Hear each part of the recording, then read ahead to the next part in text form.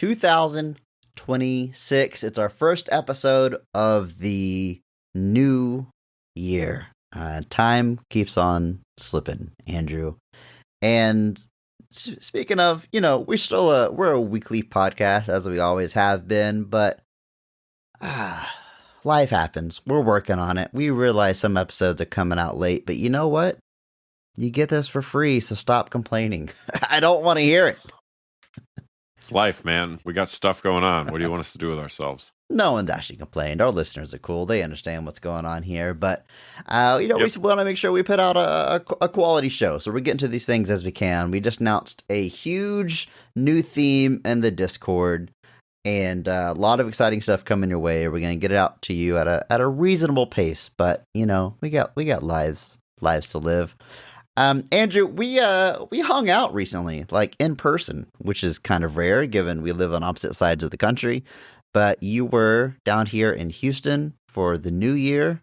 We got together a couple of times. First on New Year's Eve, we went to a mutual friend's New Year's Eve party, and it was my kind of party because it was a blast, good food, hung with friends. I was home by 11. Yep. And that's my kind of New Year's party. The New Year's Eve party that ended at 10:30 p.m. Yes, and I'm totally okay with. I always want to be home in time for the dog. We have a dog, and they don't like fireworks, of course.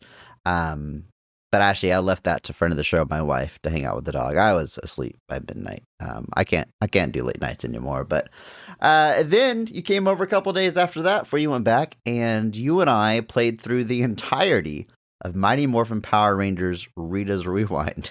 We just played the entire game, like adults. It was great. Who doesn't do that? Is that not something supposed to do in your late 30s? Yeah, it was a good time. What'd you think of that game, Andrew? It was fun. Yeah. I like beat 'em ups it's obviously we've had some really good ones lately. Like we had the TMNT. What was that called? Shredder's Revenge. Yeah. That must be why I keep calling it Rita's Revenge, because I keep having Shredder's Revenge in my head. There was a remaster of the Scott Pilgrim beat 'em up that came out a couple of years ago that I've always really liked. So I if you asked me what's the difference between a good beat 'em up and a bad beat 'em up, I couldn't tell you.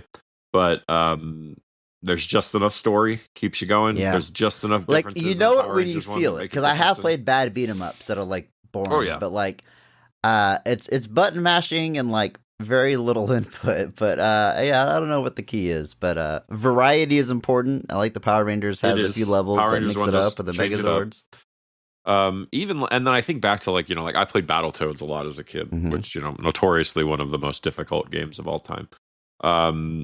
Which I've told you all before. That's one of my dad's claims to fame. But is that he can beat Battletoads. But is that verified?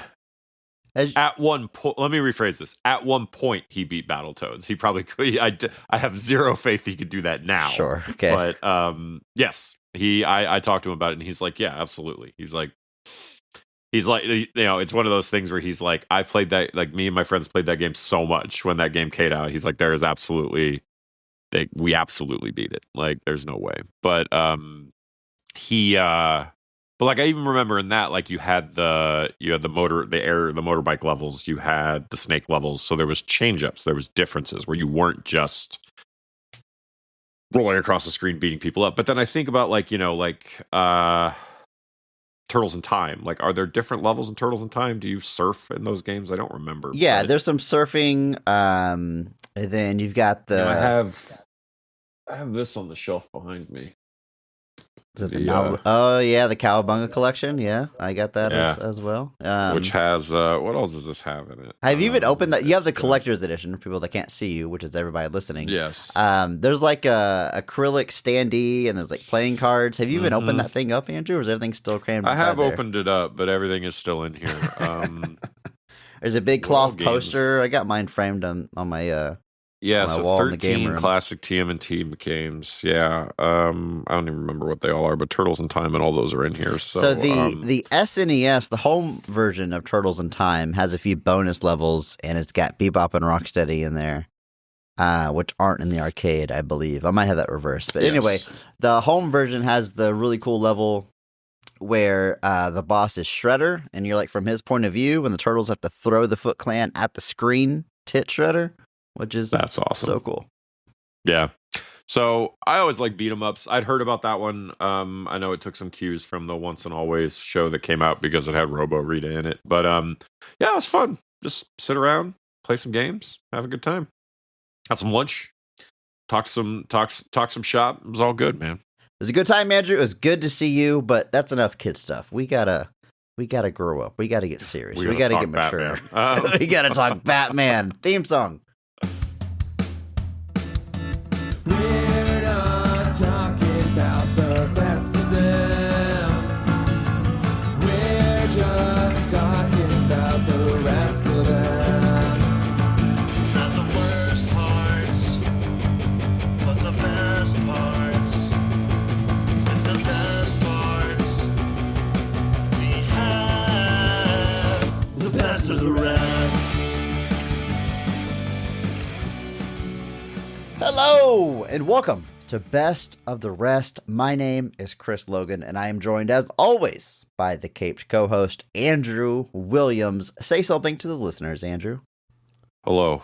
Each week, we take a second look at a movie that was poorly received upon release and challenge ourselves to only talk about the things we like and what the movie does well. But now, we're taking a tour through our episodes and discussing the one movie in this franchise we haven't covered, 1989's Batman. Now, obviously, look, we're breaking the standards, breaking the norm here a little bit by covering a movie that is by no measure poorly received. But as I alluded to earlier in the show, we can do whatever we want. It's our show, and that's what we're doing. We're taking a tour through the history of Best of the Rest, covering a few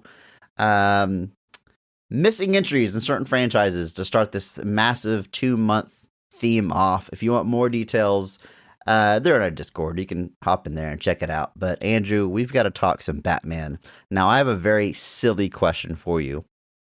What's your history with this movie? Have you seen it before this week preparing for this podcast, Andrew? Once or twice. I definitely don't have a hold on, I'm going to show you one more thing I've got sitting here. Yes, very important to show things to the camera on this audio podcast. Yeah, because you can see them. Yeah, I'll describe it in great detail.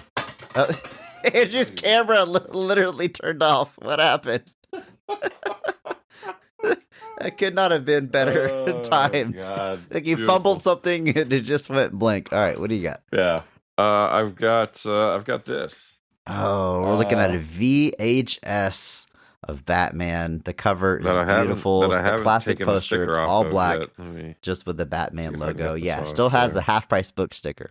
Now, this is something that you bought just because it is nostalgic and looks cool to have on your shelf, right? Like you're not popping in a VHS of Batman. I mean, I might for fun, but like it's never the way that I normally watch it. But so you do watch the commercials at least, though. I mean, that's half the reason you buy that thing. Yeah, absolutely. There we go. Nice and look nice at that. What a beauty! Now, just a beauty. One of the 2 VHSs I have sitting on my shelf here. Well, what's the other one, Andrew? You gonna say that? I do. Where? Yes. Halloween, of course. Yeah. But my favorite part of this is the Blockbuster presents. So it's a time capsule in a variety of different ways. That's why I specifically have that one. But yeah, Batman 89 is like a staple of my life, my childhood, my youth. I mean, it came out in 89, so I wasn't seeing it in theaters because I was 2. But I've seen this movie endlessly. We had that VHS. I watched it all the time as a kid. The commercials at the beginning are etched into my brain. That's neckties. But it's endless. Like this movie has been in my life for as long as I can think about it. And it is still, if I'm going to watch a Batman movie for fun, this is probably the Batman movie I'm going to put on. I know there are quote unquote better Batman movies. I don't have as much fun watching them as I do watching this. Yeah, that makes sense.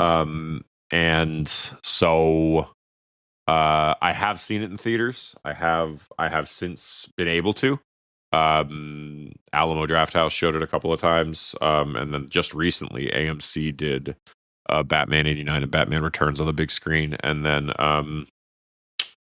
I love this movie. It's in my it's borderline in my DNA at this point. So a long time go on ago, forever.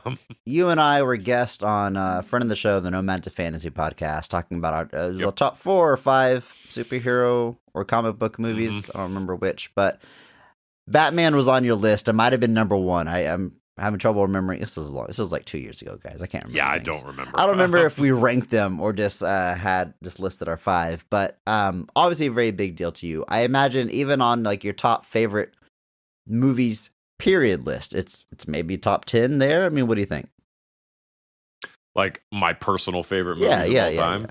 Probably. Yeah. I've never really tried to do that, but I wouldn't be shocked if it's there at all, just because I have a lot of fun watching this. So Well, like you, Andrew, I am a millennial boy, as we all like to call ourselves. I also grew up watching this movie, watching this series of movies. I will say by the time, I saw Batman and Robin when it came out for sure, but I don't know if we ever had that on VHS. But for me, it's Batman Returns, and Batman Forever. I had those on VHS. I would marathon them sometimes, but the first 2 in particular, I remember watching quite a bit. I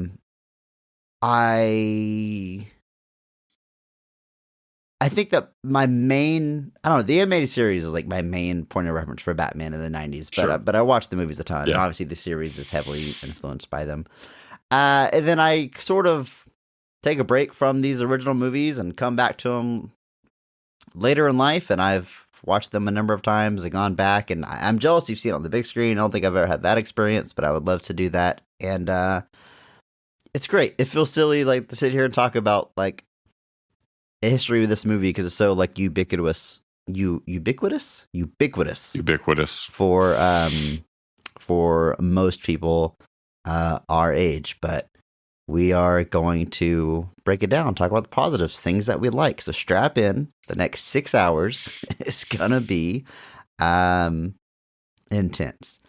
Andrew, let's set the stage a little bit before we get into the details here. The movie was released June 23rd, 1989, which, quick pause, I was less than a year old by this point. You're barely a year old. I would turn 2 in July. Wild, right? That a movie that comes out before we can even watch movies is so impactful. Iconic, Yeah. It's made on a budget of $48 million. At the box office, it brings in $411 million, which is an insane return on that investment. It sort of redefines what a blockbuster can be. Critically, it's also well received. You love to see it. 77% critic score on Rotten Tomatoes. Audience scoring can be a little bit higher, 84%. But it's a beloved film since the day it was released. Yeah, absolutely. It's one of those things where it's been. It's just like iconic, and it's like I said, it's almost weird to even talk about it, just because it feels like everything that could possibly be said about this movie has been said. But it's had its detractors. I've mentioned our infamous conversation about this. We'll get back to. We'll come. It'll happen. We'll rehash it at some point in this episode. I promise. Obviously, it's a little bit like. It's Batman just has these phases that's kind of interesting, because like Adam West kind of suffers the same fate in a way. Like Adam West's Batman is Batman for so long, and then like the rise of things like Killing Joke and Dark Knight Returns in the comics, and then that's like that Batman is kind of like put down for good with the release of Batman 89 in a way, where like gone is like the goofy. I don't have a problem calling it goofy. Yeah. Adam West Batman, and now we're in the age of like the dark and serious Batman. It's wild to me that like a mission statement of this movie of 89, you look at the production, was like, we're going to show them that Batman can be adult, can be serious, can be not just the joke, because like you said, the Adam West movie kind of painted Batman in pop culture in everyone's mind. And you jump forward to modern movies, you're like, God, I wish Batman could just be like he was in 1989. You know, like Right, not like, so it's- serious.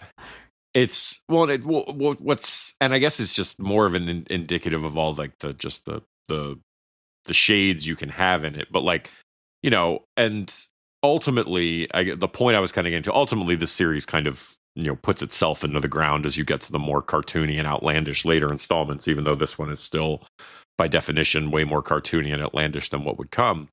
But something like Batman Begins, and then more so The Dark Knight, kind of put Batman 89 on ice for a little while, where like people were just like, oh, here, this is what you can do with Batman, and this is where you can take Batman. And Dark Knight is a very, very, very good movie.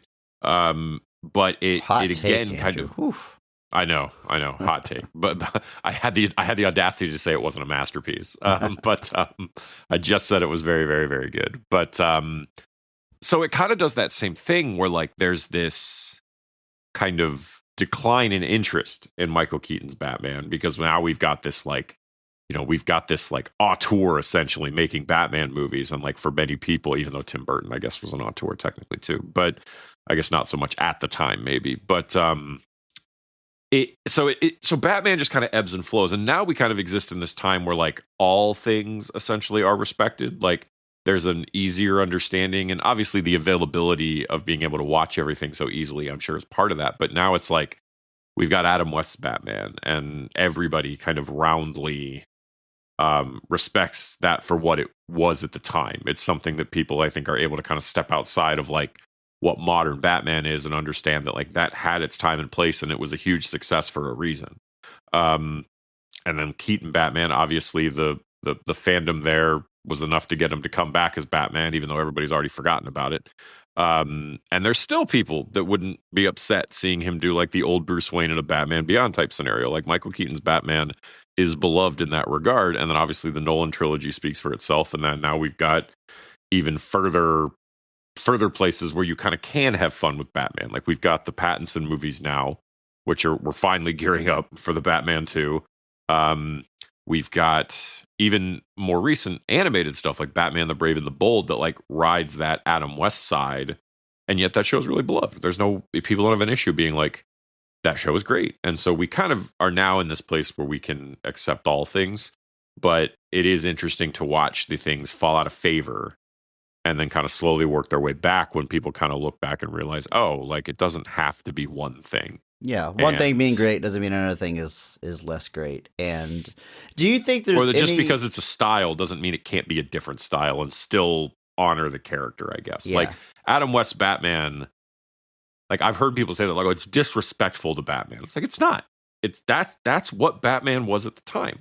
Like it's not disrespectful to, it's not what it is now, but it's what it was then. And so again, it kind of just speaks to it can be a lot of different things. It doesn't have to exist in one specific bubble. Do you think there's any correlation between sort of people coming around to like respect different iterations and understand the different takes on a character that can all be great? Do you think is there any correlation between that and the rise of like multiverse media? Like everything's a multiverse. Everything acknowledges like there's 10 different versions of something. I thought you were going to say the rise of fascism and we just don't care anymore. But, do you think it's related to the fact that everything is terrible and we just want to love anything? We'll hold on to anything from our childhood. We're looking for a wonderful. brief dose of serotonin, however we could get it. No, obviously that's a factor, Andrew. Obviously, but do you think there's a correlation between the multiverse stuff, which I think we're at the tail end of, by the way. I think people are getting a little sick of it. I think Marvel's, Doomsday and Secret Wars are going to kind of close the book on all of that for better at this point. Because the thing is, like, if you want to do a multiverse thing now, you can just do it. Like, you don't have to make a big deal out of it now. But, like, The Flash obviously was playing in that universe. Obviously, Marvel's been having some good success with it, with stuff like No Way Home, things like that.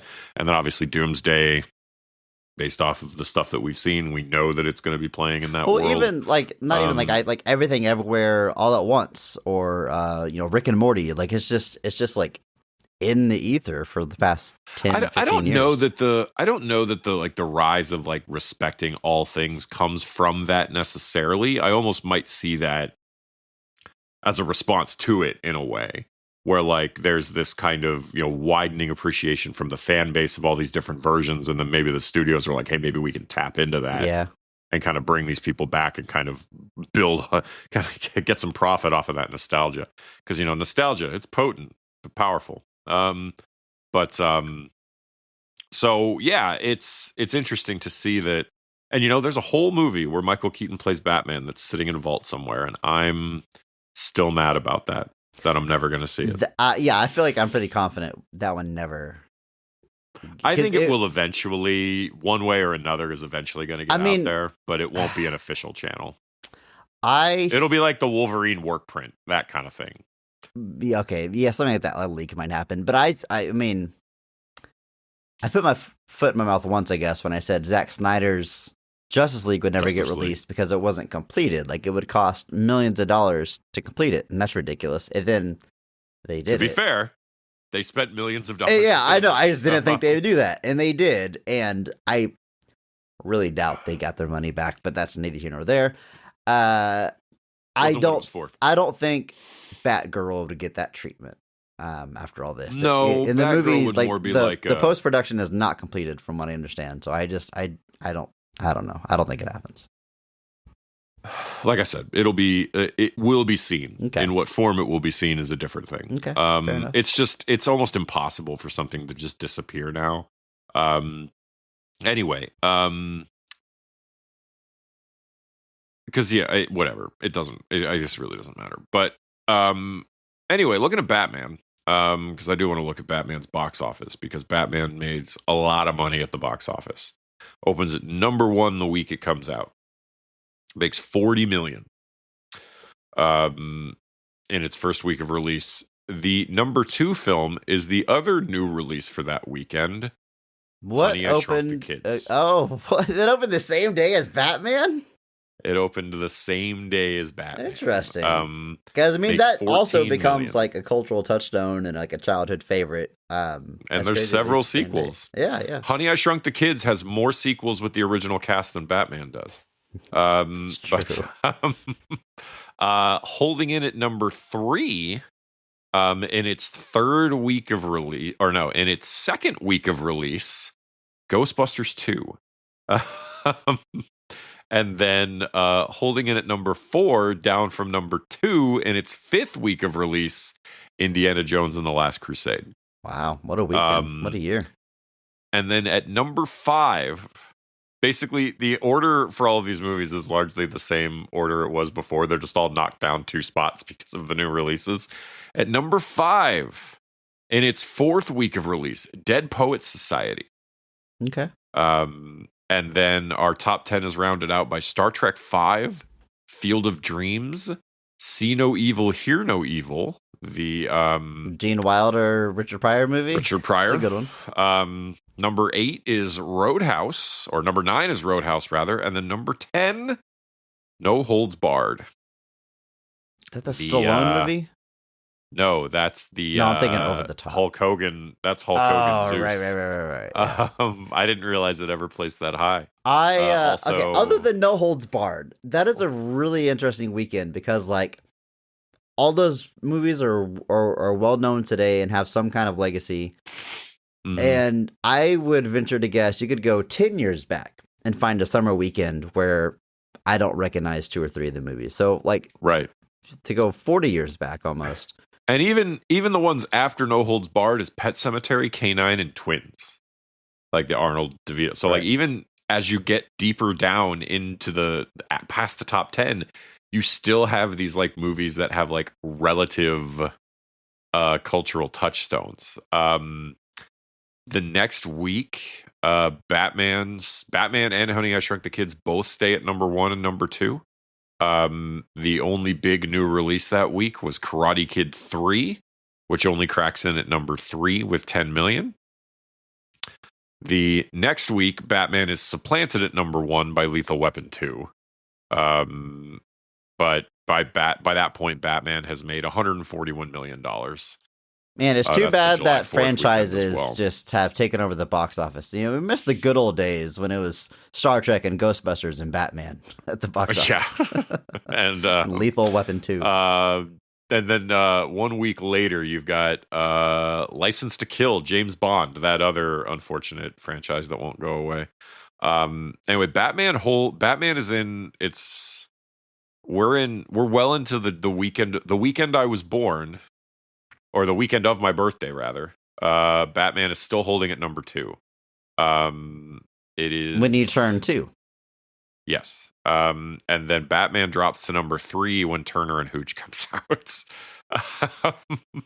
So Batman drops to number 5 the next week. When Harry Met Sally comes out somewhere in there and gets a huge resurgence. I don't know why. But anyway, Batman makes it's at 222 million by the middle of August. So in 2 months, that movie makes well over $222 million in America. It is a massive, massive success. It ends up making 251 million domestic, 150 million international, for a worldwide take of 401 million off of a $48 million budget, which is kind of nuts when you think about it. But and it remained run. the highest grossing Batman movie in this 90s franchise. That's what blows my mind. Like, the second one didn't make as much money. It made money, not as much. And so, like, they changed creative directions. Batman Forever is huge, but still doesn't top Batman. I think maybe... I'm trying to remember, Spider-Man did the same thing. The first one, the first Tobey Maguire one, was still the highest grossing. I don't remember.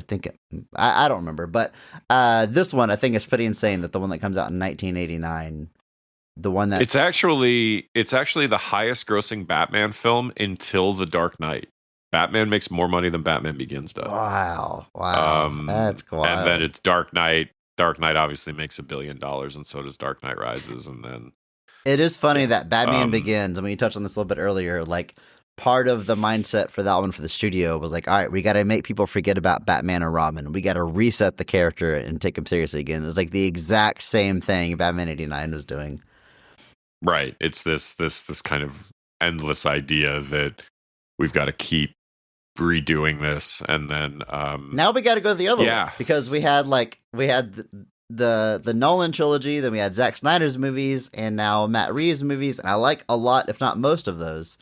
But I need some Batman. I need some levity. Yeah, give me Robin. Like, give me some fun. Give me Mr. Freeze. Like, I badly want a Mr. Freeze movie, but like, there's this just like, I just fear that the Batman is going to be like the Court of Owls or something, or the Batman 2 is going to be like the Court of Owls. It's going to be another like grounded, conspiracy driven Batman movie. And I'm like, give me something weird. Like, give me something strange. Like, I'm just kind of tired of this always going back to then that was kind of my hesitation to the Reeves movie at all. Is it's like, oh, it's going to be like when that first came out, there was like a 3-hour violent, gritty Batman movie. I was like, that sounds horrible. And it wasn't. The Batman is great, but it's just, I'm kind of over that idea of Batman in my head. But it's kind of nuts that Batman makes, like I said, a bunch of money that no other Batman movie makes until The Dark Knight. Have I pitched you my fan casting for Mr. Freeze? No. Mark Evan Jackson. Do you know the name? Type it in. You will know exactly. You'll know the actor as soon as you see him. Mark with a C. Mark Evan Jackson. Do a Google image there. Yeah, I would watch that. Yeah, right. I mean, like, he looks like a smart professor. He could turn I think it's great. He would look good bald. Yes, I would be good to that. I'm into that. Very into that. Anyway, and then obviously, so I guess too, like, speaking to the reception a little bit, like, there's plenty of people that, like, they have issues with parts of the movie Batman, like, so it definitely doesn't have, like, it's definitely not had this, like, there's plenty of people that, like, when The Dark Knight came out, they were like, this is Batman, and like Batman 89, obviously there's, like, he uses guns, and there's guns on the Batmobile. You can just say it to me. You can just say it to me. There's plenty of people. You didn't mention that it wasn't, quote, Batman. That was never no. But Christopher Nolan was, like, already my favorite filmmaker, or one of them, before the Batman movies. And Batman Begins, to me, and it still is, it's like everything I love about Batman in a movie. But my younger self wasn't as open to like the multiple interpretation thing we're talking about. So I'm like, well, if Batman Begins, if this is a score of 100, then other things are missing the mark if they aren't this. And the thing I said to you was like, Batman 89, our love for it is all nostalgia. We just love it because we grew up with it. Which was just a very obnoxious way of saying like Batman Begins is better because this is, you know, quote unquote truer to Batman or more, however you want to word it. And yeah, I don't know. I've grown up since then. I don't know what to tell you. The exact conversation I believe we were at Star Pizza, and you kind of turned to me and you were like, "Do you like It's like, what do you think of Batman 89?" This like, makes me like, sound insane. Like I'm just picking a fight. It came off a little insane. It came off that way a little bit. Like, so you like came like I don't even know if it was prompted. I don't know if like there was even a reason for this. You literally like turned to me. I don't think you and I had hung out that much to this point. And you just kind of turned to me and you were just like, "So what do you think of Batman 89?" And I was like, "Yeah, I like it." And you were like, "You know, it's all nostalgia, right?" Like you didn't even like let me talk I lured about it. Like, you were into just my very trap. you very quickly were just like, "What do you think of this movie?" And then didn't matter what my answer was. You like had it locked and loaded that was like, "Yeah, it's all nostalgia." And I was just like, it's like, God damn me, right? Like, God, Jesus. Like, I'm pretty sure it was an ongoing discussion between me and mutual friend Doug, and I just saw an I'm sure it opportunity to was. loop you in. But yeah, from your point of view, it was probably just totally out of nowhere. it was definitely like, I was like, man, this guy sucks. But, And then, 10 years later, we started a podcast. 10 years later, here we are. Yep. Yeah, I don't know. Batman 89 is great. Batman Begins is great. Dark Knight, it's all You're- good. There's a lot of good Batman. You're about out to hear there. a lot more about it, guys. Let's take a look at the creative team behind Batman 89. It is written by Sam Hamm and Warren Scarron. Now, Sam Hamm has a comic book career that I will let you talk about, Andrew.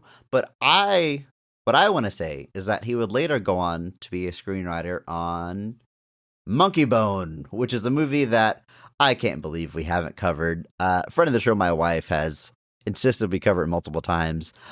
I genuinely enjoy that movie, and I think it's a perfect fit for our premise. We just haven't got to it. Maybe one day in the future. But it's very funny to me that there is the same guy that wrote the first draft of Batman 89 would go on to write Monkey Bone. Yes, that is very funny. And I'm sure I knew that, and it keeps leaving my brain. And then it comes back in, and I'm just like, whoa, really? How strange. But what do you have Yes. to say about Sam Hamm's? I figure you have something to say about his comic book career, Andrew. It's pretty interesting. It is. So he is invited to write Detective Comics not long after Batman comes out. He eventually writes a story because he starts writing Batman. He starts writing Detective Comics in like 89. Like he starts writing Detective Comics in the lead up to Batman coming out. And he is notably responsible for introducing the character of Henry Ducard. Now, that may seem like nothing. And so this is one of the even funnier things to me is that Sam Hamm introduces the character of Henry Ducard in his Detective Comics run, drawn by Dennis Cowan. And then Nolan would use Henry Ducard in Batman Begins as kind of the alias eventually of who was revealed to be Ra's al Ghul, Ra's al Ghul. Depends on which show you're watching, I guess, Right. on how they're going to say that name. But it's a fine run. It's not very long, and obviously, and Ducard is probably the most notable part of that. What is more recently notable for Sam Hamm is something that gained a little bit of traction. Was a couple of years ago, a gentleman named Joe, I do not know how to say his last name, Quinones, kind of did some sketches for something he called a continuation of Batman 89. And I think at the time he was going to work with a particular writer on it. And this kind of came in the aftermath of Batman 66, which was a comic book continuation of Batman, of Adam West's Batman, that was written by Jeff Parker and a variety of others, and even would occasionally bring in They would do crossovers, like they did a crossover with Green Hornet, Man from U.N.C.L.E., the Avengers, the Steed and Mrs. Peel version. They eventually did a crossover with Wonder Woman 77, which was Adam West and Linda Carter's Wonder Woman. And they even did a couple of things where like they would take some scripts that were from the show that weren't used. Like Harlan Ellison kind of wrote a Two-Face story that they eventually ended up using. And so they would do some really fun stuff with Batman 66. And so it kind of eventually leads to Wonder Woman 77, which in turn leads to Superman 78, which in turn leads to Batman 89. So Batman 89 was originally developed by Joe Quinones and Kate Leth. They had actually pitched this to DC in 2015. And it would have picked up after the events of Batman Returns. And they would have developed new characters based off of what were intended plans, and then obviously coming up with some of their other ideas. It was rejected by DC at the time, but apparently this was not a new idea. People had pitched the idea of doing a continuation of Batman 89 for a long time. And then eventually in February 21, DC announces formally Batman 89. Which is going to be a continuation after Batman Returns. It would ignore Batman Forever and Batman and Robin. It would be written by Sam Hamm, and then it would be drawn by Quinones.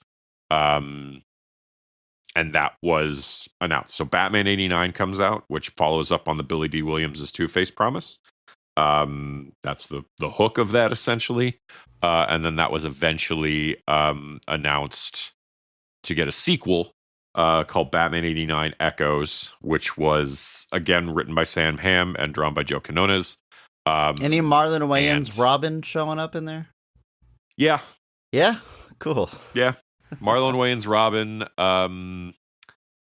So the Batman 89 is largely centered on Billy D. Williams' Two-Face. He's kind of the primary villain of that. And then eventually in Echoes, they introduce Scarecrow, who's kind of modeled after Jeff Goldblum, and Harley Quinn, designed kind of after the idea of Madonna as kind of the visual inspiration for that. And that was kind of referencing a kind of anticipated what was talked about as a sequel to Batman and Robin, which was going to feature the two of them. Response to Batman 89 was very positive. Response to Batman 89 Echoes was less positive. It was Batman 89, though. People really liked it. Just seeing that, obviously, Quinones' art style was very fitting for it. It is drawn with the likenesses, which tends to be a problem with a lot of these things, is that it's a follow-up, but like the guy drawing it just draws Batman like everybody else does. There's very little to visually tie it to that thing, whereas with Batman 89 there is a very clear attempt to make this visually, the aesthetic, very similar. They have actually further expanded on the Batman 89 universe with two books as well, two prose novels that were written by John Jackson Miller, one called Batman Revolution, and then there was a new one that I was actually just published not long ago called Batman Revelation, and Batman Revelation is Riddler. The cover is a question mark, folks. It's not a spoiler. And I guess what I've heard is that these things kind of sort of feed into each other, where like the comics tease the books and kind of vice, not like to the point that you have to read all of them, but just like there's hints and clues that kind of tie it all together. So I don't know if there's more planned at this point, but if all we got was these 2 volumes of the comic plus the 2 books, and even the bits in the Flash for all the other problems that movie has, all of it's a nice little way to kind of revisit this world. So now all they have to do is give me my Batman Beyond movie and I'll be fine. Anyway, that's Sam Hamm. Well, let's think about Sam Hamm. What do you think about Mr. and Mrs. Hamm naming their son Sam? What do you think about that, Andrew? It's unfortunate. Why would they do that? All right. You know what's fun to do with the name Billy D. Williams? You can swap the first letters of those 3 names in any order, and it's funny every time. Dilly Wee Williams. Dilly B. Wait. I guess you're technically correct. Willie B. Williams. Dilly, Willy, Billy. It's all funny. It is all funny. I do want to shout out a couple of other writers real quick, just because Sam Hamm is kind of noted for being the main writer, but Warren Scarron, as you did mention, comes in to do the rewrites on the script after the writer's strike. Sam Hamm wasn't allowed to finish it, and so Warner Brothers contacted him to rewrite the film's shooting script before filming. He claims that he expanded the role of the Joker, removed Robin from the script because he apparently was in some versions of the script, and he apparently inserted the now criticized scene of Alfred letting Vicky Vale into the Batcave, which they literally make fun of in Batman Returns. So I definitely think there was and I think there was some reaction to that scene. But Warren Scarron had worked with Tim Burton on Beetlejuice, so it was kind of a natural, I guess, evolution to kind of bring him in for this. There are further uncredited rewrites done by Charles McCone and Jonathan Gems, both of which are just, if anything, just kind of, journeyman screenwriter types that just come in to do the punch-ups and stuff like that. But Sam Hamm is typically seen as the main guy behind this. But as we always know, it's never just one guy. Yeah, Warren Scarron did a lot of script doctor work himself. Some credited, some not credited.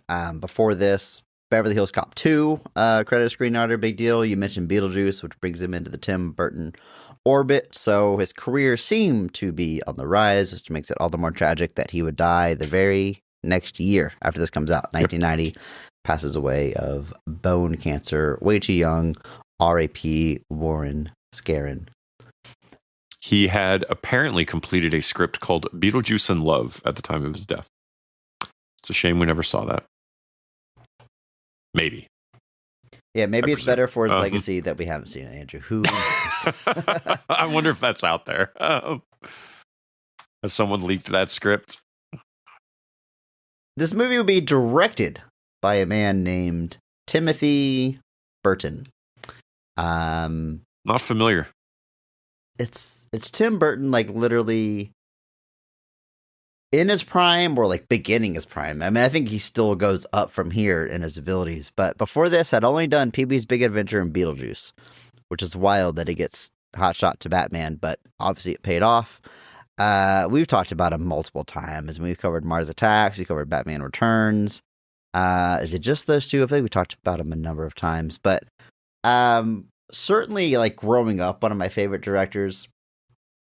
Probably still one of my favorite directors, but obviously, like most people, you got to be like, well, first half of his career up to here. I mean, he's made some stuff that just, doesn't hit the way some of the stuff in his early career hit. But actually, I was listening to another movie podcast.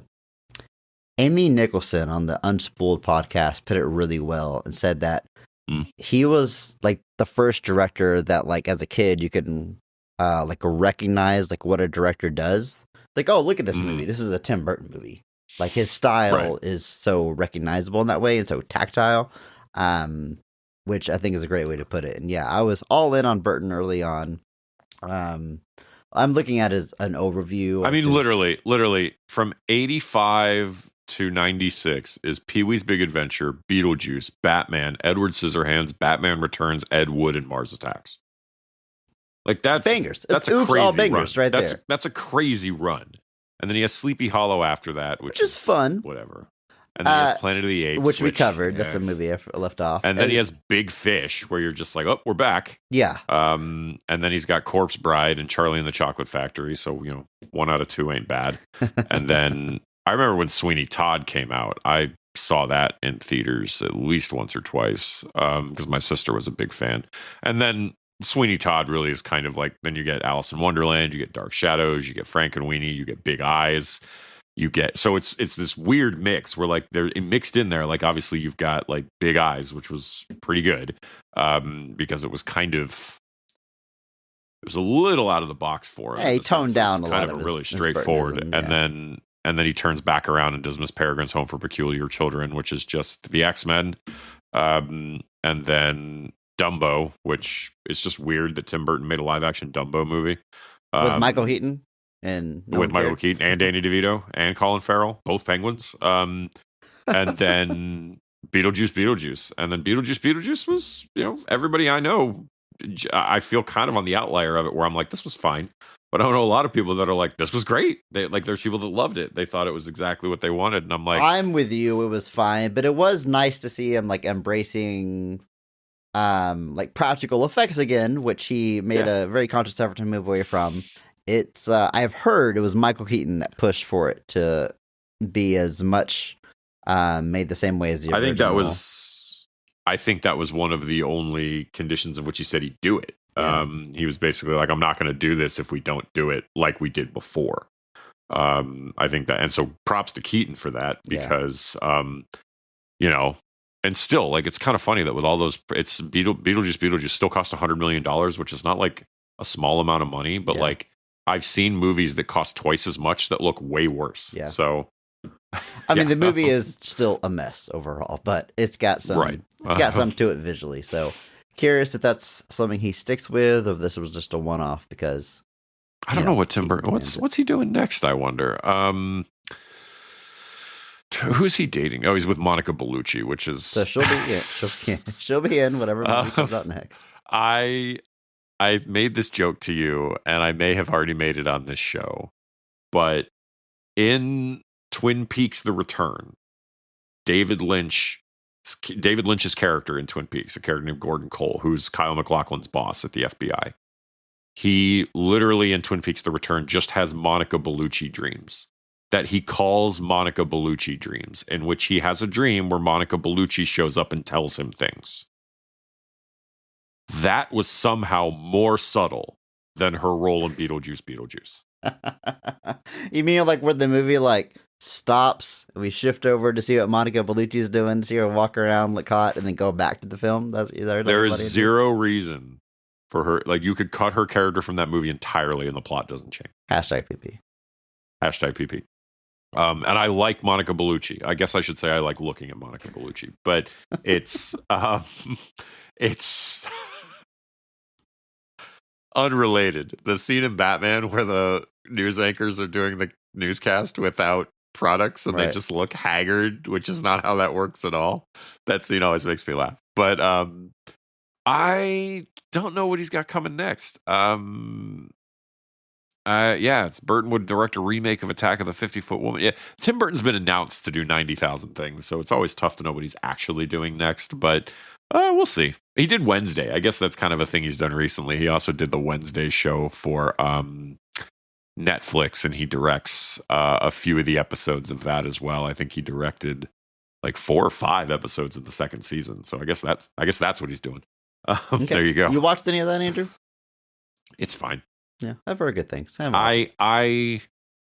Luis Guzman plays Gomez, and it just doesn't work for me. Mm. I get that he's more in line with like the Charles Addams version of the character, whereas Raul Julia is not, which is kind of funny. Like, Raul Julia is considered this like iconic portrayal of Gomez Addams, but he's nothing like Gomez is in the actual original. Not media. unlike Hugh Jackman being our definitive Wolverine. Even though he looks nothing like Wolverine. Yeah. But and so it's kind of funny that like the Gomez and Morticia of the 90s movies is like people's definition of them. And it's like, no, Gomez looks kind of weird. That's always been the point. Like, that's kind of always like Morticia is this like, Morticia's right. Like, Angelica Houston as Morticia is like perfect. But Gomez is supposed to be a weird looking dude, which is supposed to make their dynamic all the stranger. The fact that they're like Raul Julia acts exactly like Gomez is supposed to act rather. But he's supposed to look really weird, which adds to the humor. The TV show played with it too, because Raul Julia is not a far cry from the TV show, but yeah, that was already messing with. The more recent movie they did, I think, where Oscar Isaac plays Gomez, that's a lot more in line with how he looked in the Charles Addams comics. But anyway, my parents really loved Wednesday. They watched it a lot, and I think it's fine. Andrew, we got a big movie to talk about, so let's do just that. Hop into this film, talk about the positives, try to find something that we like. And Batman, yeah, it's going to be tough. 89. Which do you always say? Always say Batman 89, referring to this movie, even though I guess technically is the 66 movie called Batman? Is it just called Batman? Is that why we say 89? I think it's called Batman the movie. Like, I feel like if you just but say, everybody calls that Batman 66. Like, I feel like so- if you just say Batman, everyone will know you're talking about. But I still say Batman 89. I think it kind of sounds cool. yeah, it sounds cool. Like Yeah. Batman, I just looked. Batman's 1966 movie was just called Batman when it came out, but it had also been like retroactively called Batman the movie. Movie. Yeah. So, I always shorthand that as Batman 66 now because that's just the easier way to describe it. So it's, for movies that are just called, and then yet the more recent one we can all just call the Batman, Batman. and everybody knows what we're talking about. Yeah. Anyway, you ready? Yeah.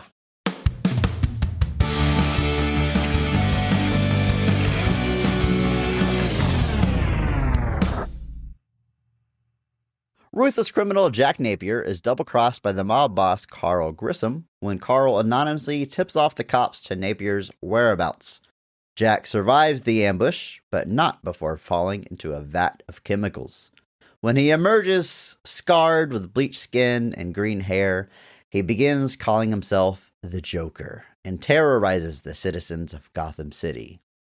This brings him face to face with the city's protector, Batman, who's actually a billionaire Bruce Wayne. Like, why am I explaining the plot of Batman? Like, this is We all know what everyone Batman knows is. the bones of Batman. This is just the Batman story. Like, we get it. There's Batman and Joker that face off. Vicky Vale's here. You've seen the movie. You know the character. It's Batman. We're talking Batman. Andrew, we're talking Batman 89 on our podcast. We are indeed talking Batman 89. Let's jump into it. I can't wait to dive into these scenes. But you know what we gotta do. First and foremost, we gotta talk about this cast. Starting with the best casting in the movie, because every episode we recognize one person who goes so far above and beyond the Call of Duty that they actually elevate the quality of the entire film with their performance. And we recognize that person by giving them the Mark Strong Award. So, Andrew, kick us off. Who is getting your Mark Strong Award for Batman 89? You guys know how much I love my boy Keats, but like rewatching this, it's Jack Nicholson as the Joker. Like there's almost no question. Like you can't deny that this is an all-time performance. Like this is Jack Nicholson committed to the bit, which I think is kind of the big thing. Like this is not Marlon Brando as Jor-El here. This is not an aged kind of, I guess, like, legendary actor stepping into a role and then just kind of phoning it in. This is Jack Nicholson giving the range of his abilities to a performance as the Joker, which is just a weird thing to say out loud because it feels strange. Like I can't think of like a comparable casting today that would be like Jack today. Nicholson. Well, I was playing going to the say Joker. Gene Hackman as Lex Luthor is very comparable. Like the studio Yes. has no faith in the lead, so they want to bring in someone who's a heavy hitter. Well, no, for yeah, the yeah. villain. Like But doing the unknown, relative unknown as the lead and surrounding them with stars, that thing. Yeah. But I'm just saying more that like this is a huge name coming into this role and he's giving it everything he has, but it's the Joker, which I guess makes it kind of strange to me. But like I can't think of a comparable casting today for the Joker that would kind of similarly make me go, oh wow. Like I mean, I think it was just we've just been worn down. Like, I remember like, oh my God, Kate Blanchett's gonna be an MCU movie. So like by the time like renowned actor, by the time Harrison method Ford is actor, Thunderbolt Ross. I would say by the time Nobody Joaquin cares, yeah. Phoenix is the Joker, you're like, okay. I mean, Yeah. that is the big deal. But like, If Joaquin Phoenix was playing the Joker in a Batman movie, that might be a little bit more sure, striking. But anyway, he's giving this role everything. He's giving an iconic performance. I would say his performance for many people is still the baseline for some. Obviously, Heath Ledger's Joker. How do I want to say this? I think Jack Nicholson's Joker is what I envision in my head, largely when I think of like comic book Joker. Mark Hamill's Joker being probably a little above that, but yeah. I think Nicholson is giving a very comic book-esque Joker performance. The clown prince of crime, almost, if you will. Like he's kind of playing that character. But with a little bit more of a serious edge, but still with the flamboyance. Like that, I guess that's saying is he's more serious than your kind of 70s, 80s Joker with his laughing fish and stuff like that, but he's dressed like him. And so it creates this really interesting dynamic to me where you've got a guy who looks like the Joker and is just a little bit darker and mean. I mean, the Joker is still a psychopathic murder clown, to be clear here. But there's this goofiness to him at times that Jack Nicholson doesn't really lean into necessarily too much. But it still feels like the Joker to me. But I think it's the look, too, that really kind of combines it all for me, because like you look at Heath Ledger's Joker, he's a Joker in that world, designed specifically to fit into that aesthetic. Whereas with this, it's still a relatively dark Brazil-esque aesthetic, but Joker is still very much the Joker in his appearance. I mean, they do like Brian Boland Joker, almost 1-for-1. They do the Alex Ross black suit Joker. Like they, visually, it's like ripped right from the pages. Right. And so I've always liked that about it. I think it's a good balance to make it the way that it is, where you've got kind of that kind of mob boss mentality underneath it. And obviously that was controversial to people as well, kind of doing that flip on the Joker's origin. But get over it. So I've always liked the performance. And like I said, for a lot of people, I think it's still the default. But yeah, like you call out like the Brian Boland, like the flat rimmed hat that he wears, the fedora, things like that. It's just, it's sometimes, for as many of these movies that exist, just seeing something from the page on the screen is still oddly such a novelty, that like you're so used to like the tactile outfits or kind of quote unquote making them like look real, that like when someone really is just like snapped from the page onto the screen, it's refreshing. Like I remember when they first showed the picture of Ben Affleck as Batman, and people were like, man, that's the Dark Knight Returns suit in live action. And then it didn't look nearly as good in motion as we all hoped it would. But the fat symbol was really cool. But whenever they did like the Superman fight battle armor, I was like, that's pretty cool. That's comic book as hell. Like the real thick helmet and stuff. Yeah. And so for me, and then you just combine it with the performance. Obviously, it's Jack Nicholson giving everything he's got as the Joker. And that's just a great thing. So for me, like, and I'm pretty sure I gave Michael Keaton a Mark Strong. Oh no, I probably gave it to Danny DeVito for Batman Returns. Andrew, hard. Or Michelle Pfeiffer. There's no way to check. There's no way. Anyway, who knows? Jack Nicholson is the Joker. Mark Strong for Batman '89. I agree 100%. Similarly, going in, it's a movie I've seen a million times like you, but going in, I'm like, I'm not sure who was going to go to. It's probably between the two leads. Yeah. But I watch it, I'm like, well, it's undeniable. Keaton's great. I love him. We'll talk about him a ton. We will. But Nicholson is so committed. I don't know what to... It's like... This is the Jack Nicholson I grew up with, right? Like this, as good as it gets, even something like Anger Management. It's Nicholson in the late stages of his career where he's kind of just like playing greatest hits. Like he has a persona that we all expect certain things. He's going to hit those notes. It's similar to like growing up with Al Pacino in the 90s. And then, all the hoo-ah. Then you watch Dog Day Afternoon. It's like, whoa, you were like a young, real actor? It's like Jack Nicholson going back and watching, Cuckoo's Nest or something, and it's like almost unrecognizable from what you would know from his later stage. All that is to say, he's kind of doing greatest hits Jack Nicholson, but like it makes so much sense for him to be the Joker. Like, I know he's got the prosthetic smile, but I feel like he could have pulled this off without the prosthetics, and still. If you look at The Shining, we talked about The Shining, right? Yeah. Like the way Jack Torrance is in The Shining is basically how he's playing the Joker. There's like 2 shades difference, but like in The Shining, there's plenty of moments where he's just got this crazy smile on his face, like the "Here's Johnny" moment. Like that's just the Joker. Like that's 100% the Joker. And so it's this funny thing to me where, like you said, it's perfect. Like it's right there, ready to go. Yeah, it's fantastic. And like I said, the studio, they wanted a big name for the villain. Jack Nicholson, I don't know if he didn't have... Well, I guess he did have faith in the movie, but he quite famously agreed to do it for getting points on the movie. So he got a percentage of the box office. And I think for a long time, he was the highest paid actor for a single role. Like he made more money off this single film than any other actor in history. I'm sure Robert Downey Jr. has it now or something, but It's insane how much money this guy made. But I mean, it paid off. Like, I mean, having Nicholson as on the poster. It's funny. We went through the Superman series, and I think it wasn't until Superman 4 that Christopher Reeve would be first billed, because you have Gene Hackman in the first two. Marlon and then the Brando. third one was Marlon Brando Richard. above him.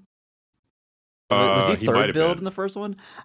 Christopher Reeve, I think, is third build. I think he is. Wild. And then the third movie has Richard Pryor, who gets billing above Christopher Reeve. So it's not until the fourth movie he finally gets top billing. I think by the second movie, Keaton's top billed. I'm pretty sure he's top billed in Returns. But I think he's top Returns. He should be top build because, like, Yeah. I love Danny DeVito and I love Michelle Pfeiffer's, but like, neither of them were bigger movie stars than Michael Keaton was at that point. yeah, No, I'm looking at this. I'm looking at Jack Nicholson. I love his story here because, like, he demanded that all of his scenes be shot in a 3-week block, but the schedule lapsed to 106 days. And I'm like, that's Jeez. 5 times as long. That's he wanted his scenes to be shot in 3 weeks, and it took 15. He reduced his standard fee from $10 million to $6 million in exchange for a cut of the film's earnings, including associated merchandise, which led to remuneration in excess of $50 million. And there's people who estimate it could have been as much as 90, which Wild. is absolutely insane. Tom Hanks might have beaten that on Forrest Gump. I'm not sure, but and he also demanded top billing, which I think is fine. Sure. But like, he was the biggest star in the movie. It makes sense. But like, what's crazy pretty is wild. like you read those facts and you almost expect like a phoned in performance, but like I don't feel any. Like he feels so committed. Like he's under all Right. that makeup. He's acting insane. I feel like so he's dialed Well, like in. I said, I feel like he's given it's everything so he's got. easy to compare it to Marlon Brando because Brando was the same way. Like, all of my stuff has to be shot fast. He wanted an insane amount of money for how much he actually did. He demanded all of his scenes be shot like immediately. And for him, it was easy because he really just kind of disappears from the movie and only reappears briefly in the middle of it. But like, which makes his demand seem all the stranger because Nicholson is at least like a star of the movie. Yeah. So it makes sense that he's got all these like kind of demands, but like Marlon Brando, so it's easy to compare it to Brando just because he made similar demands and then literally read his lines off of cue cards. I still, the farewell speech is still, I still love it, but you just imagine what a committed Brando would have done with that. And that speaks a little bit to Brando's ability, just in the sense that like the fact that even when he's like the epitome of phoning it in, there's still these moments of like, if you just gave a little bit more of it. Andrew, what do you think? What do you think? If you're a betting man, which one of these scenarios happened?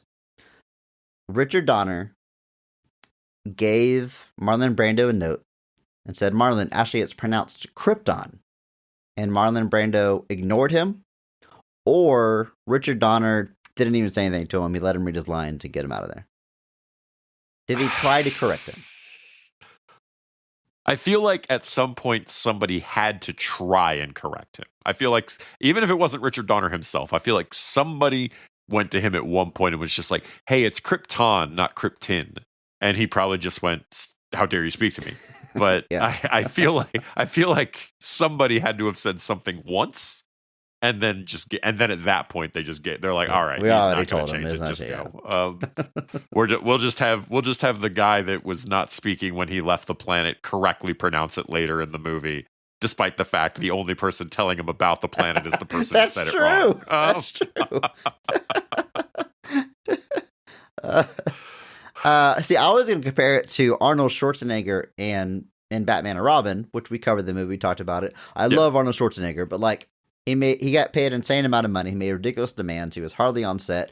He insisted that he can smoke cigars, even though he's Mr. Freeze. And you watch the movie, and it's like, yeah, Arnold Schwarzenegger's hardly in this, and he's chomping on cigars, and he's just Arnold Schwarzenegger in sparkly blue paint. Like, it's fine, but I would never say Arnold was like dialed in or committed on screen. You can kind of see the superstardom affecting the performance of the film. But like, Right. I don't get that at all from Nicholson. No, in absolutely this not. performance. Absolutely not. I think he is doing fantastic work here. And I think there's this is an instance where I think there is a very good reason why this is one of those performances that, like, not to say that any performance doesn't necessarily earn its status, but this is one that's iconic for a reason. And it's the design, it's the wardrobe, it's the performance, it's the movie, it's everything. But and there, the list of people that were considered for the Joker is an insane amount of people. There, Tim Curry, David Bowie, John Lithgow, Brad Dourif, Ray Liotta, James Woods, Robin Williams wanted it really bad. This was an in-demand role. Like, people wanted this. Like, Robin badly. Williams is it makes no sense, and it makes a ton of sense. All right, because like the Joker is funny and scary. Robin Williams is great at both of those things. But Yes. Robin Williams in 1989, I don't know if he'd be intimidating. Like, literally, at all. Dead Poet Society is out in theaters the same time Batman 89 is. And like, he doesn't start doing like the serious Robin Williams until like you get to like 1 Hour Photo and stuff Yeah. like that in like Final the early Cut. 2000s. Yeah. And so you don't get to, Insomnia. and so don't get me wrong. I don't think there was any concern that he could have done it, but the image of Robin Williams at the time, this would have been so against type. Like, it would have been so weird to have. But then again, like the movie cast Michael Keaton as Batman. So like, can you imagine the fan mail that they would have gotten if they also cast Robin Williams as the Joker? It's kind of funny. Like, apparently Jack Nicholson had been the studio's choice for like a long time before this ever happened. John Peters had apparently wanted him since Witches of Eastwick. The studio apparently wanted him from even before that. And Burton apparently wanted to cast John Glover, who would eventually go on to play Lionel Luthor in Smallville. But so this was a massive search for who was going to play the Joker. And I mean, like, John Lithgow, like the notion of that obviously is very interesting to me, just because I'm a huge fan. But apparently Lithgow tried to talk Burton out of casting him, like he didn't want to do it. And Lithgow, Do you think would even Lithgow admit would later. wear a hairpiece? That's what it's a curious question. Like, Because like Jack has just enough hair to look pull like it the off. Joker, to pull it off. Yeah. Right. Yeah, Um, like just I enough. think Lithgow's but, like, a little too bald. It would look weird. I think he would need yeah, like by that point he was still bald. Like, it's Right. not like he wasn't as bald in 88, 89. Like, he was still as, like, he went bald at like 35 and has just looked the same ever since. Yeah, But he is to baldness what Steve Martin is to gray hair. yeah, like he's just Like, they always just- been that way. Yeah, they like turned Like, I 25. They went from 24 out. to age 40. They stayed Yeah, 40 for 30 that's- years. They started aging Yeah. again. I just watched Santa Claus the movie like a couple weeks ago because it was Christmas, and yeah, he's bald in that movie. So like, if by the time so they would have had to have done something, but Lithgow apparently like didn't want it, and then so like during the audition he was kind of like, hey, like, you really shouldn't. But he apparently admitted later, he was like, yeah, I didn't realize that was nearly as big of a deal as it was going to be. I should have taken that a little more seriously. Like, not that I think any of those guys were ever serious. Like, Willem Dafoe is another one people have often said they would have liked to see play the Joker, which would have been great, but I don't think, it doesn't sound like he was ever in serious consideration. Apparently he was actually more in consideration for Batman, which, just imagine Willem Dafoe as Batman. But people think Michael Keaton is too short for Batman. Like, good Lord, you got no, then you want Willem Dafoe. But yeah, I mean, so it's a whole number of things that all come to work here. And Nicholson is a huge part of that. We've mentioned it already, but Michael Keaton is Bruce Wayne / Batman in this film. Michael Keaton, one of the best actors of all time for my money. I mean, Absolutely. we talk about the greatest actor of all time the and we have like 5 people we give that title to. But I want to make sure it's clear that it's not a bit. I genuinely think he's one of the best to ever do it. He can do anything. He elevates everything that he's in.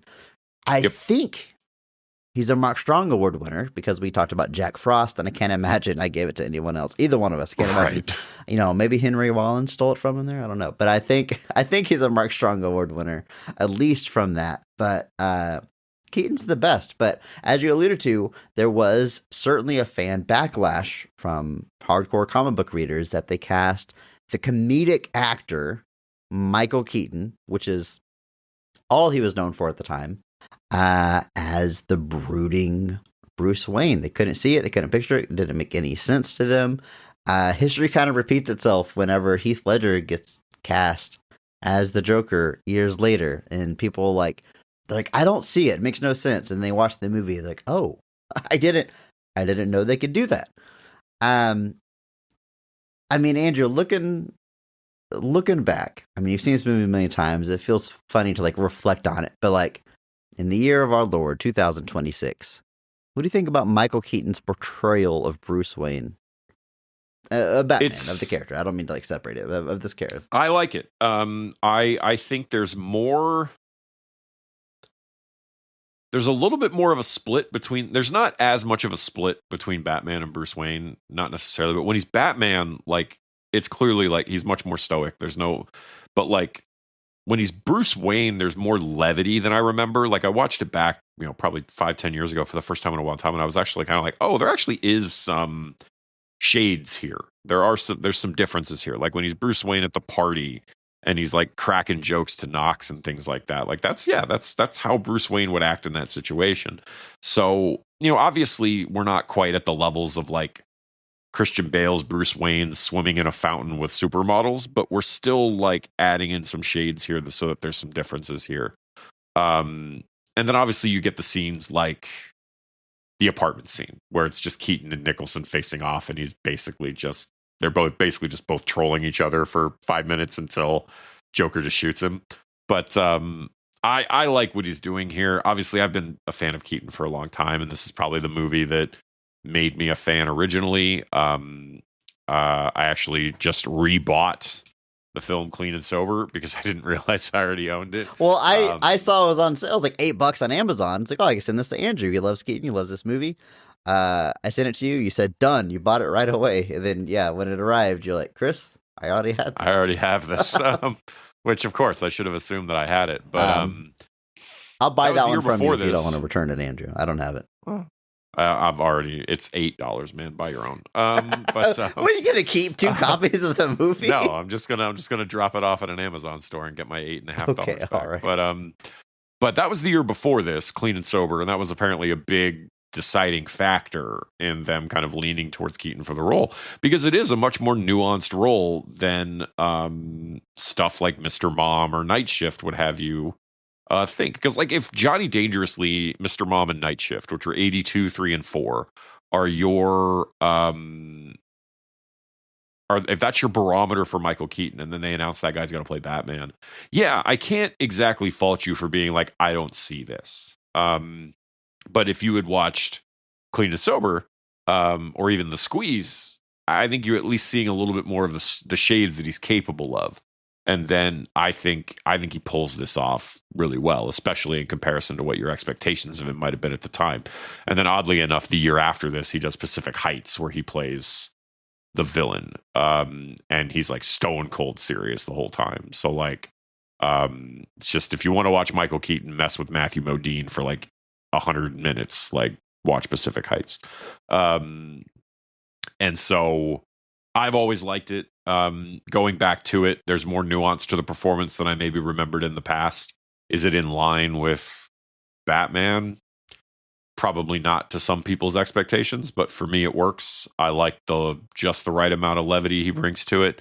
And I like it. I've always been a fan. I've always liked it. We've talked about Keaton. Multiplicity. Keaton definitely got he probably got multiple Mark Strong awards, honestly. Yeah, there's no, if you gave the Mark Strong and Multiplicity to anybody but Michael Keaton, you're lying. You're oh, it goes to Harris Yulin for playing the scientist. You're lying. It's Michael Keaton. He's in that movie 4 times. Each Michael Keaton performance gets a Mark Strong award for sure. Yeah, exactly. And he's in the best Tarantino movie. So he's great. He's fantastic. And I think the Batman performance here is pretty good too. I love Michael Keaton. Mr. Mom. I just love the idea of a comedy that's hey, guys, what if the man raised the kids and took care of the house? There's literally a movie about to come out starring Nate Bargatze that is basically Mr. Mom. And it is... The trailer is painful. Like, to me, the trailer is painful. Okay. But, I didn't know there was a trailer out because I got to be honest with you. If it's the movie I'm thinking of, I drafted it in our fantasy critic league. And so I need to watch this trailer because if it looks that bad, I might need to drop this thing. I just literally, the premise of the movie seems to be that he becomes a stay-at-home dad after his wife ends up with a deal off like Shark Tank or something, and the trailer is just the cavalcade of problems. Yeah, his house the breadwinner, his right? Wife there, yeah. Okay, yeah, I see. There's a trailer out. Okay, I might need to drop this movie. Thanks for the heads up. I got to make a call. And maybe I'm wrong. Maybe it'll be like, but for me, it's something that, like, you know, the notion of a comedy in 2026 about how, and don't get me wrong, like him being inept as a parent or as like a functional adult is a staple of his comedy. Like he doesn't shy away from that. But at the same time, to me, it's just kind of baffling that in 2026, we're going to have a comedy about how a man can't run his own household. And it's like, we're still doing this. Like, you know, Mr. Mom is something that there's this dated aspect of it. Here's the like, thing. I'm going to watch the trailer. I'll get back to you. But like Nate Bargatze, he's a writer on it. And I think his stand-up is really funny. It's got Kumail Nanjiani in here. Will Forte, who's my guy, and it's directed by the guy that did the Weird Al movie. So like, it's got stuff going for it.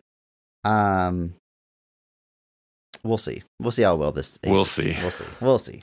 Anyway, Mr. Mom though, very funny. Michael Keaton, very funny. I gotta say, I still think it's weird to cast Michael Keaton as Bruce Wayne. I still think it's weird. Sure, but like, it works. It by no means. Yeah.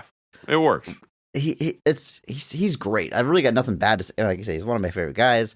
But like, I look at him, I don't necessarily see Bruce Wayne. Now, this is an era of superhero movies where like once they have the suit on, they're gonna look like the superhero. You know, now like everyone's got to get jacked and ripped and to show it off. Like he doesn't physically look like the crime fighter Batman, but he looks badass when he has the suit on. So like it all works. And like you said, he brings a lot of levity. He's very funny when he has to be. The chemistry with Kim Basinger is off the charts. I love their first date. I love the dining hall scene. Very funny. We'll talk about it when we get to scenes. It's Michael Keaton. He's the man. He's a Mark Strong Award winner. It's great. Kim Basinger, I just mentioned. She plays Vicky Vale. Alum of the show. We were talking about her not too long ago whenever we discussed Cool World. Vicky Vale, better performance, better character, better mark on her resume.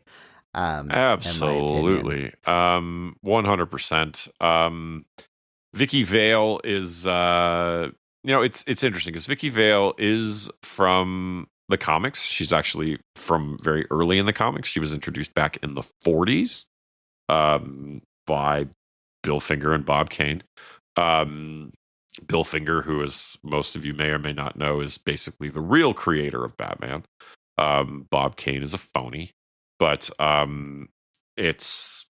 Well, Bob Kane said, hey, Superman's popular. We should do a thing like that. And Bill Finger created every character that you love in the series. That's every look, every iconic look, if you look at Bob Kane's first sketch of Batman, it looks nothing like the final version of Batman. All of it's Bill Finger. But Bob Kane, to what I guess I will say to his credit, is a very shrewd businessman and was very, very good at monetizing things in his favor.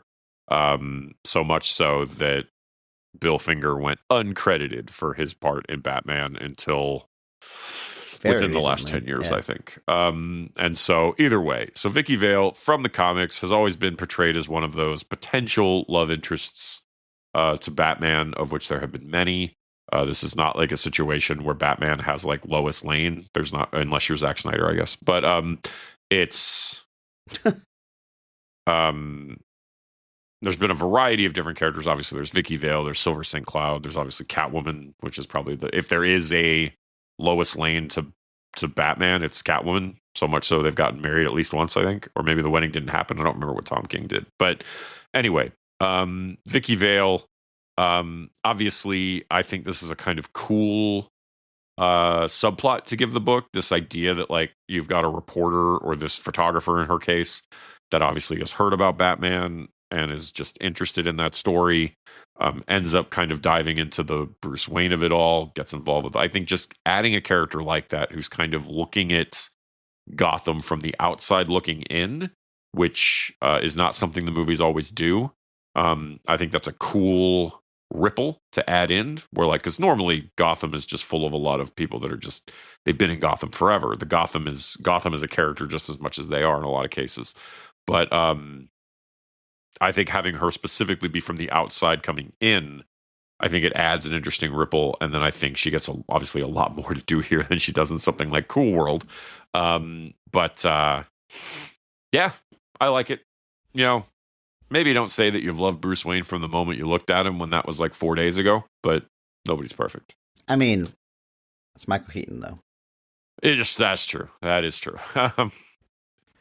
Robert Wool plays Alexander Knox, an original character as far as I know. He is the reporter that is trying to prove Batman exists because there's just been rumors. He's trying to get an official report from the cops that they've seen the Batman. Like I said, we're obviously early in his crime-fighting career. Here to provide a lot of comic relief, to partner up with Vicky Vale a lot. She's like the only person who believes that there's anything to his story. And Robert Wool is very funny. He gets a lot of good lines. We'll dive into them when we get to scenes. But I usually, you tell me like you create an original character in a comic book movie to add some levity or add some jokes and throw them in there. Usually not a recipe for success, but this one goes down smooth, Andrew. I think it's a worthy addition to the cast.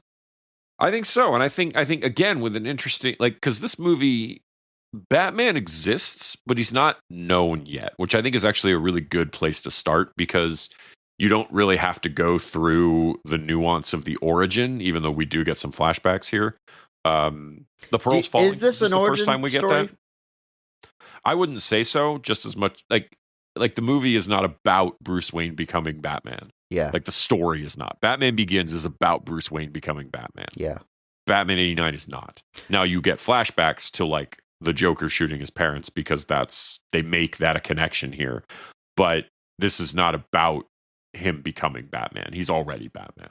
I agree with you. And anytime I hear people that are like, why are we skipping the origin story? I love origins. Like we've seen it. It's not necessary, especially for characters where you know the backstory. And I love Batman Begins. There can be great origin stories, but like it's not. I push back against it being necessary, and I use this. Everybody knows who Batman is. Like 89, like you don't need to do the origin story. Like just give us. You look at the Batman story. The Batman, I think, is a very similar idea. I mean, it's essentially the same time period, just played. I like to use 89 as an example because that's before Superhero Mania. Like it's right, one of our earliest tentpoles of the genre, and it's not an origin story. Anyway, if I see those pearls drop in an alley one more time, I'm gonna rip my face off. I'm sorry, I talked over you. You say, is this the first time we see it on screen? I think I was just asking. Like, I'm just curious. I think this might be the first time we see the pearls drop to the ground because I feel like that's become like the iconic. I think it's introduced in year one, which would be a few years before this, and is a big influence on this movie. And yeah, every on-screen Batman since Batman Year One has included the pearls. I think you're right. Just as a visual motif. I am so tired of watching. Like when they announced they were doing Batman v Superman and they were like, this will be an older grizzled Batman. I was like, excellent. I won't have to watch the pearls hit the ground. And then what did I have to watch? The pearls hit the ground. Well, I mean, we covered it. I might have made this point, but like, I don't mind Batman v Superman doing the Batman origin because it's literally like a montage in the opening credits. Sure. Fine. Yeah. I like the casting that they do. Like, I think it all works. Jeffrey Dean Morgan. But the pearls getting caught in the hammer of the gun, and that's what makes them break, is so stupid. Sorry, so dumb. But that's so dumb. That's a moment where you're thinking on a purely visual level and have given no logical thought to the plot, to the actual mechanics of what's happening. Yeah. which is just shocking that Zack Snyder would do such a thing. But it's hashtag PP. Hashtag sorry. PP. But easy. anyway, we're talking about Robert Wool. I like this performance a lot, though. Like you said, it's the whole, we've added a comedic relief character. Like you look at like Richard Pryor in Superman 3. Like that's a great example of like, oh, Yeah. we're going to bring in a lead character and he's there for levity, and it's widely criticized that it just doesn't fit with the movie. But here it largely works. I think doing mixing him in is kind of the guy just trying to find out the truth of Batman in a time where we don't really know if Batman's real. Like, I love the line. It's like, there's a 6-foot bat on the Gotham City police payroll, and if so, what's he pulling down after taxes? And Robert Wool would actually reprise this role very briefly during that kind of very massive Crisis on Infinite Earths crossover they did on all the CW shows. They briefly show Earth 89, as they called it, where the red skies from Crisis come across, and he just says something nebulous to imply that he hopes Batman's paying attention. So we don't see obviously Keaton, but yeah, that was the cameos in that were trippy. Like Burt Ward showed up in one of them, obviously very notably played Robin in the Adam West show. He shows up at one point. Yeah, they like Kevin Conroy plays a live action Batman in one of them. Like they really went hard in that. But yeah, Robert Wool got to play this role one more time, but it's still really fun. It's fun watching him play that character, and it fits in well with what's happening here, I think. Alum of the show, Michael Goff plays Alfred Pennyworth. Man, throwing it way back. I mean, we covered Batman Forever so early on this podcast, and like I said, we've covered every movie in the series except for this one. So we talked about this man 3 other times. Batman and Robin, we talked extensively about his big scene with George Clooney and how hard it hits, and it's amazing that 4 movies into this series, the man is still bringing it. He is Alfred Pennyworth, and he is certainly playing up the father figure aspect of the character, the caretaker, the man that raised Bruce Wayne, much less the partner in crime tactile version of the character that we sometimes see. But as far as being like I said, the fatherly character, the emotional mentor, the man that clearly cares for Bruce Wayne, clearly desires for him to move beyond this phase of his life at some point. He does a lot with relatively little screen time. You don't see a lot of him on screen, but like you buy that relationship almost immediately. The man is wonderful. We've talked about him plenty of times before. You might have given the Mark Strong Award for Batman or Robin. I don't remember, but I think I did. He has my favorite scene for sure. Yeah. Like I know he had. There's moments in that movie where I'm just like, dude, you're going so much harder here than you need to. Yeah. You're going hard here. Michael Goff is fantastic. We've talked about him obviously before. He was in obviously Batman Forever and Batman and Robin and Batman Returns. Like he's in all of these, so I'm certain we've talked about him an immense amount. He is just was a relatively legendary character actor. He was in classic Doctor Who episodes. He was in episodes of The Avengers. He was in a great amount of Hammer horror films, including playing Arthur Holmwood in the 1958 version of Dracula, where Christopher Lee plays Dracula and Peter Cushing plays Van Helsing. He plays Arthur Holmwood, who's one of the characters that eventually hunts down Dracula at the end. Man, the second half of Dracula is so wild. There's a character in Dracula who's just like a cowboy who's literally like on vacation and then suddenly ends up just helping them hunt Dracula. And it's just like wild. I heard some guy does this bit where he reimagines like these horror works as some crazy friend leaving a voicemail for someone. And he did Dracula, and he's like, hey, man, I'm out here in Eastern Europe on what I'm pretty sure is a real estate scam. I don't know who the mark is, but like all of it's pretty close to what's actually going. He's like, I'm literally just delivering papers to this guy. I don't know. Like, dude, there's a whole service that does this, right? Why do I have to do it? Anyway, Michael Goff appeared in dozens of those films. You look back at his filmography, there's all Phantom of the Opera, Black Zoo. They came from Beyond Space, Dr. Terror's House of Horrors, The Skull. There's dozens of them. Just an amazing career. Several Burton appearances beyond this. Also did Sleepy Hollow, Corpse Bride, and then Alice in Wonderland.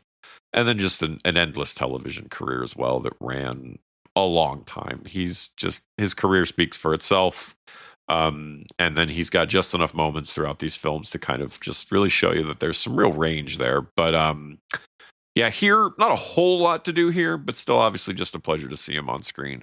And yeah, what else can you say? Willie B. Dilliams plays Harvey Dent. Which, honestly, we've already covered the main players. The only reason that I'm bringing up Dilly B. Dilliams as Harvey Dent is because it is the man himself. And if it wasn't Willie B. I don't remember what order I've done. I think I've done every combination now. If it wasn't him, we probably wouldn't even be talking about it. But it is a very high-profile actor. I mean, he might be rivaling. I'm trying to think of his credits up till he's a bigger actor than Michael Star Keaton. Wars. Yeah, okay, This is post Star Wars, so yeah, definitely. Bigger than Michael Keaton at the time. And he's in this very small role as a district attorney named Harvey Dent. Now, of course, comic book readers at the time, or anybody today, because nerdom has gone mainstream, knows that Harvey Dent becomes Two-Face, and that's why you cast a high-profile actor. But really, inconsequential to the plot, just shows up a few times. Hey, there's a big name there. It's a very interesting relic at this point, because we would know that eventually the series does get around the Two-Face, but they recast Billy D. Williams. I'm not saying it was racism. I'm not saying it wasn't racism, but well, we don't really know what happened there. But that's why you cast him. It never comes through. There's like I said, the only reason I'm bringing it up is because of all the implications. But like, it would have been cool. It's the implication. It's the implication. Okay. No, I actually think it's interesting because the rumor, as it stands, is that by not using him in Batman Forever, they had to pay him money. That's same always with, been the rumor. With Marlon Wayans. He got paid for not being in that movie. Like it's and this is one of those things that's interesting because we kind of lament movies that kind of stack themselves. And maybe he wasn't the biggest actor in the world after Star Wars. He's not obviously the lead of any of those movies, but still he's a decently high profile name. And the rumor on two fronts is that he was supposed to be in Batman Returns, but they replaced him. They cut him out and then brought in Max Schreck as this kind of antagonistic villain instead. And then, I don't know. So I've heard conflicting things on whether or not he actually got paid to do Batman or not. But clearly you're setting that up for the future. And it didn't come to pass. But, so he's only in a few key scenes here. And just, to see him play the villain would have been super cool because I don't know that I've really seen him do. I mean, he's sort of a villain in Empire Strikes Back, but it's more just because he's like an underling. But he would eventually get to voice Two-Face in the Lego Batman movie, which is fun. That's cool. Yeah. But yes, an unfortunate thing all around. But, what could have been? Just a few shout outs here. Pat Hingle plays Commissioner Gordon. We've talked about Pat Hingle. We've talked about this character as we covered the other movies in this series. This is an era where Commissioner Gordon is just the guy that calls Batman for help. Not even that in this movie, because they haven't really teamed up yet. It doesn't really happen until the very end of this movie. Which in the comics, I again think it's year one. That's a turning point for Commissioner Gordon, because that book is as much about Gordon as it is about Batman. That starts making him more of a 3D character with his own agency and his own act. He's actually good at his job there, and they actually work together. But certainly, like the '66 television show and older comics, he just happens to be the police commissioner, and he calls Batman on a phone or via the bat signal whenever there's help. And that was really his only role for a long time. And this series doesn't do much to expand on that. But Pat Hingle's cool. He's great. I mean, we've talked about him. Yeah. He's fantastic. I was actually, when I was in Houston, I was there for New Year's Day when Sci-Fi was doing their Twilight Zone marathon. And which they do on several days throughout the year. But the episode The Incredible World of Horace Ford aired, which stars Pat Hingle. That was in 1963. How old was he in 1963? I want to make myself feel really old here. So in 63, he would have been 39. Well, Oh, I no. just Google image searched it, and yeah, I mean, I don't. I mean, I don't. It doesn't look like Commissioner Gordon, but No, not at all. he has no wrinkles. But It's weird.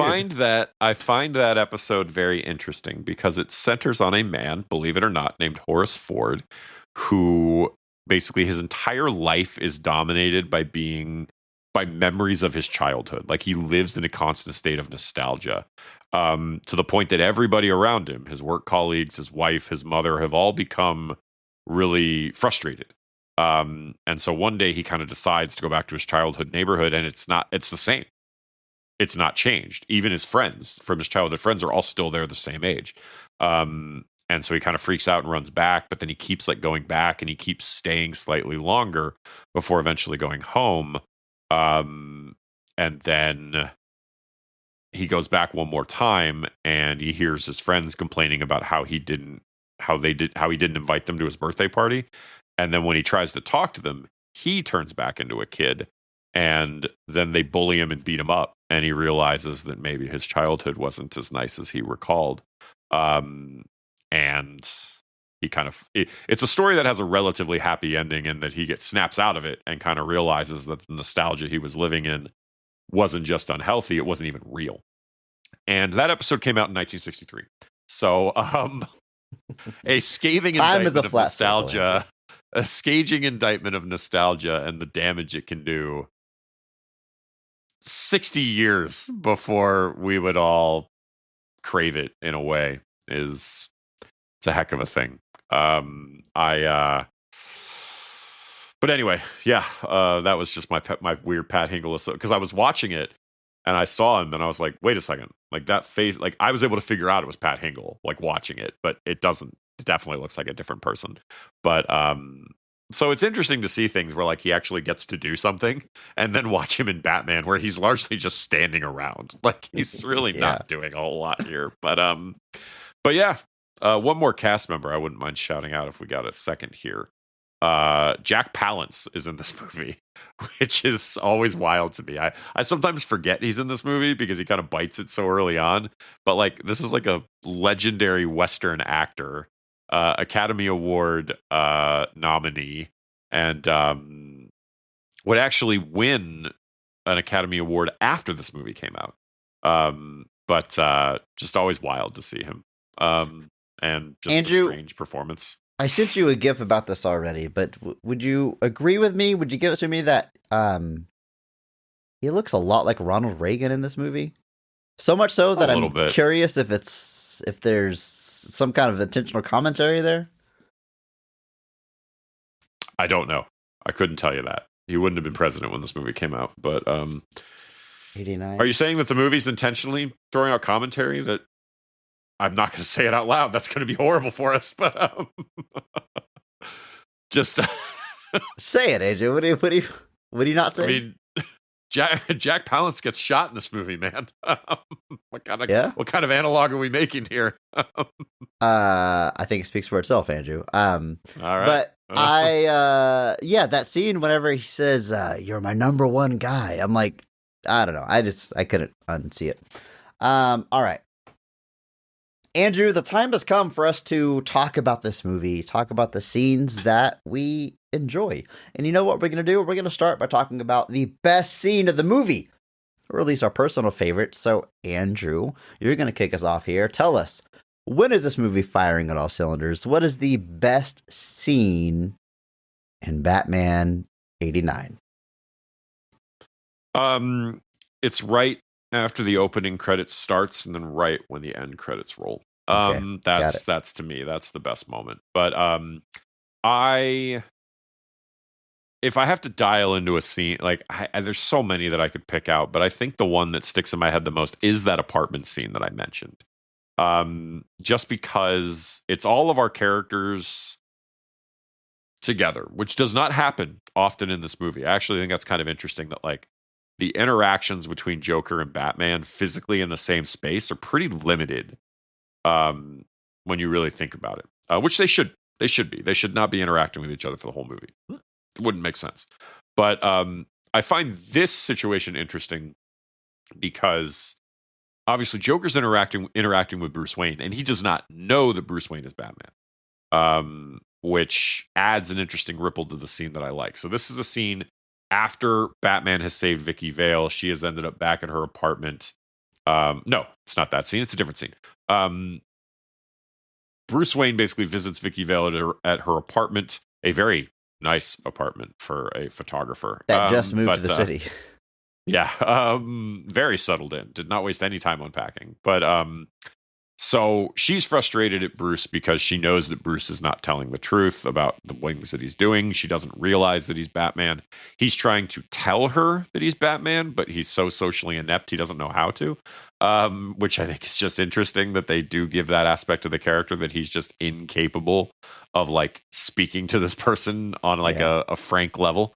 But it starts there, and then it obviously is thrown into chaos when Joker and his goons show up. And quick shout out to Tracy Walter, who plays Bob, just because he's the best henchman in the world until he's not. But it's so the scene then switches, and Vicky Vale is kind of pushed to the side, and you get this kind of Bruce Wayne Joker face off, and they're just verbal banter back and forth, and it's just so interesting because Bruce Wayne is like trying to go after him, and he's trying to create distractions. He's trying to get Vicky Vale out of the situation, and he's not really worried about himself. But I really like how all of that fits together. I really like the interactions. Obviously, they play off of each other extremely well. Most of this cast all have great chemistry with the other members of it. And like, he's telling the stories like about this guy, because not just does Joker not know Bruce Wayne is Batman, he also doesn't know Bruce knows who he is, because Bruce has at this point figured out the Joker is Jack Napier, which not everybody knows. I don't know if they all know that, but so he's kind of picking and calling these shots that are just to me it's an interesting level, because Batman's got this edge that Joker doesn't realize he has. He's telling the story about this kid Jack, real bad seed, and Joker's just like, I like him already. And it's just great interactions. It's great. Yeah. It's great chemistry with the cast, and then gives us our very iconic, when he finally like smashes the vase and he's like, "You want to get nuts? Come on, let's get nuts." And Wonderful.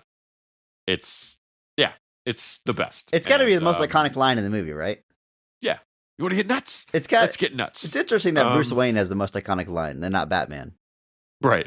Like, I mean, obviously, this movie's got a lot of lines, but that are really, really good. It's got a lot of lines because that's the nature of a script. But I wasn't gonna say it.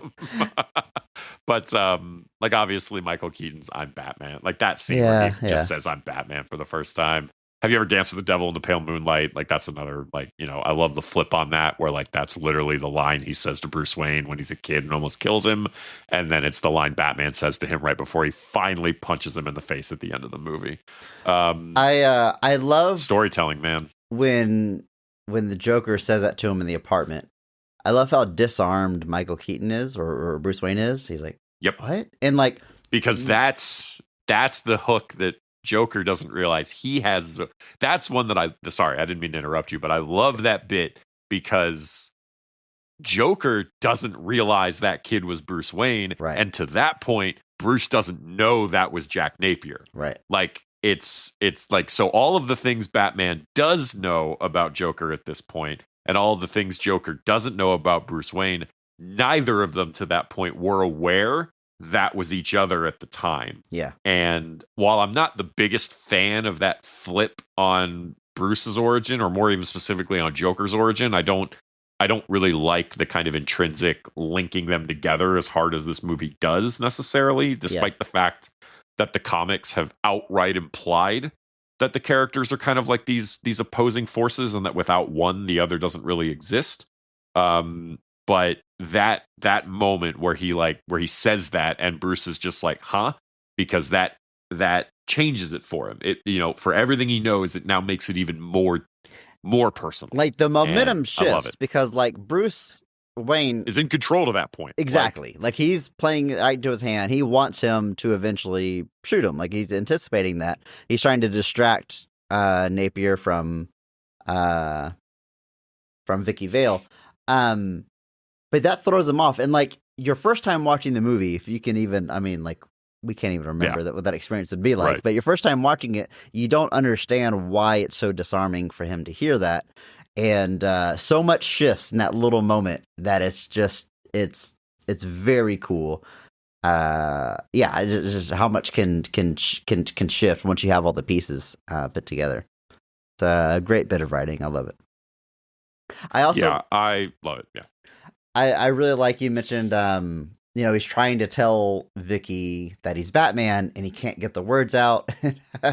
Vicky keeps interrupting him. At one point he literally like pushes her into a chair. Look, you're a real nice girl. I like you a lot, but for now, shut up. Shut up. It reminds me a bit of the Amazing Spider-Man 2 and that great scene on the balcony whenever Peter Parker is trying to tell Gwen Stacy that he's Spider-Man, and he literally is motioning and can't get the words to come out of his throat. He's doing the exact same thing here. And I love when Vicky goes to get the door because Joker is knocked, and we're left behind.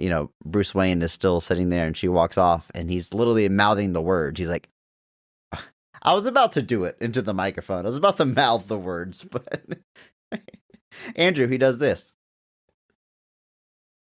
He's like he's miming he's miming saying the words, and like you can tell what he's saying. I feel like they're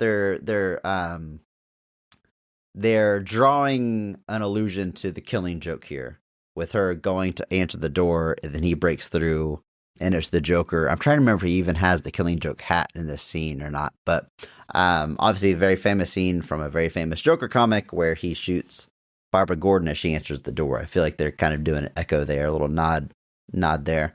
Andrew, one of my notes for this scene says, I don't know enough about tea trays or guns to know if that would work.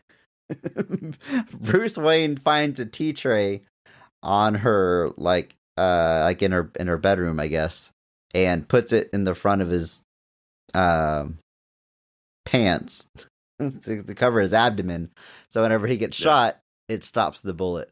I don't know, but I don't know if that would work. But I buy it for the movie. But like, I assume like a very fancy sterling. What are fancy tea trays made out of? Sterling silver.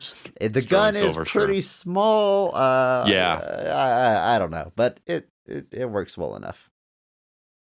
Yeah, I don't really have any problems with that. It's no more. It really takes me out of the movie, man. It really kills the immersion for me. But although I can't help but think of Dumb and Dumber. Like, what if he shot you in the head? Yeah, what if he shot me in the head? It was a risk he was willing to take, Andrew. Yeah, it's takes a lot of but then like you're also in like close quarters, so like accurately shooting you in the head is a lot easier. Yeah, I love this scene. I think it's got some of the best stuff in the movie. It's got some of the best writing in the movie. It's got some of the best interactions, and I love the development that takes place between Bruce Wayne and Joker as it unfolds. So it's all great. I love it, and it's my favorite scene in the movie. I'm really debating between two scenes for my favorite, but I think I'm gonna go with one that is probably stuck with me the most since I was a kid, imagery-wise, and it is the Joker making himself known to the rest of the criminals.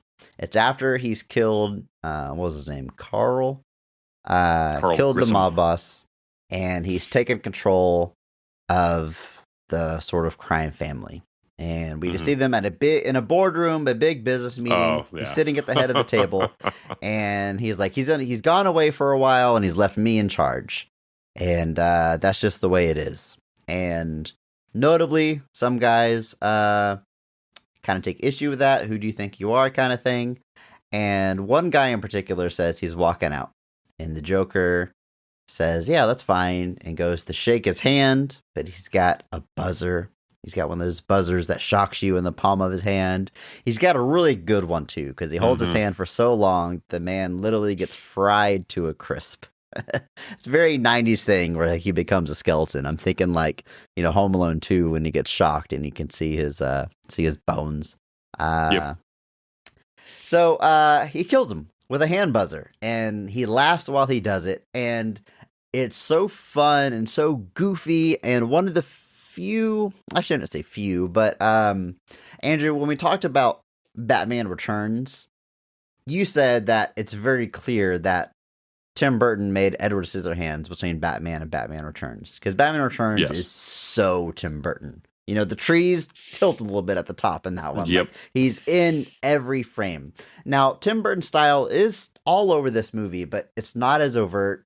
But this scene, framed to Chris, turning him into a skeleton, it's one of the few times where he goes like, dials it up to 11. Tim Burton goes full Tim Burton, and I love this. Is almost there's almost a Pee Wee Herman energy here, and a little like almost like a Pee Wee energy of like just the way he's reacting.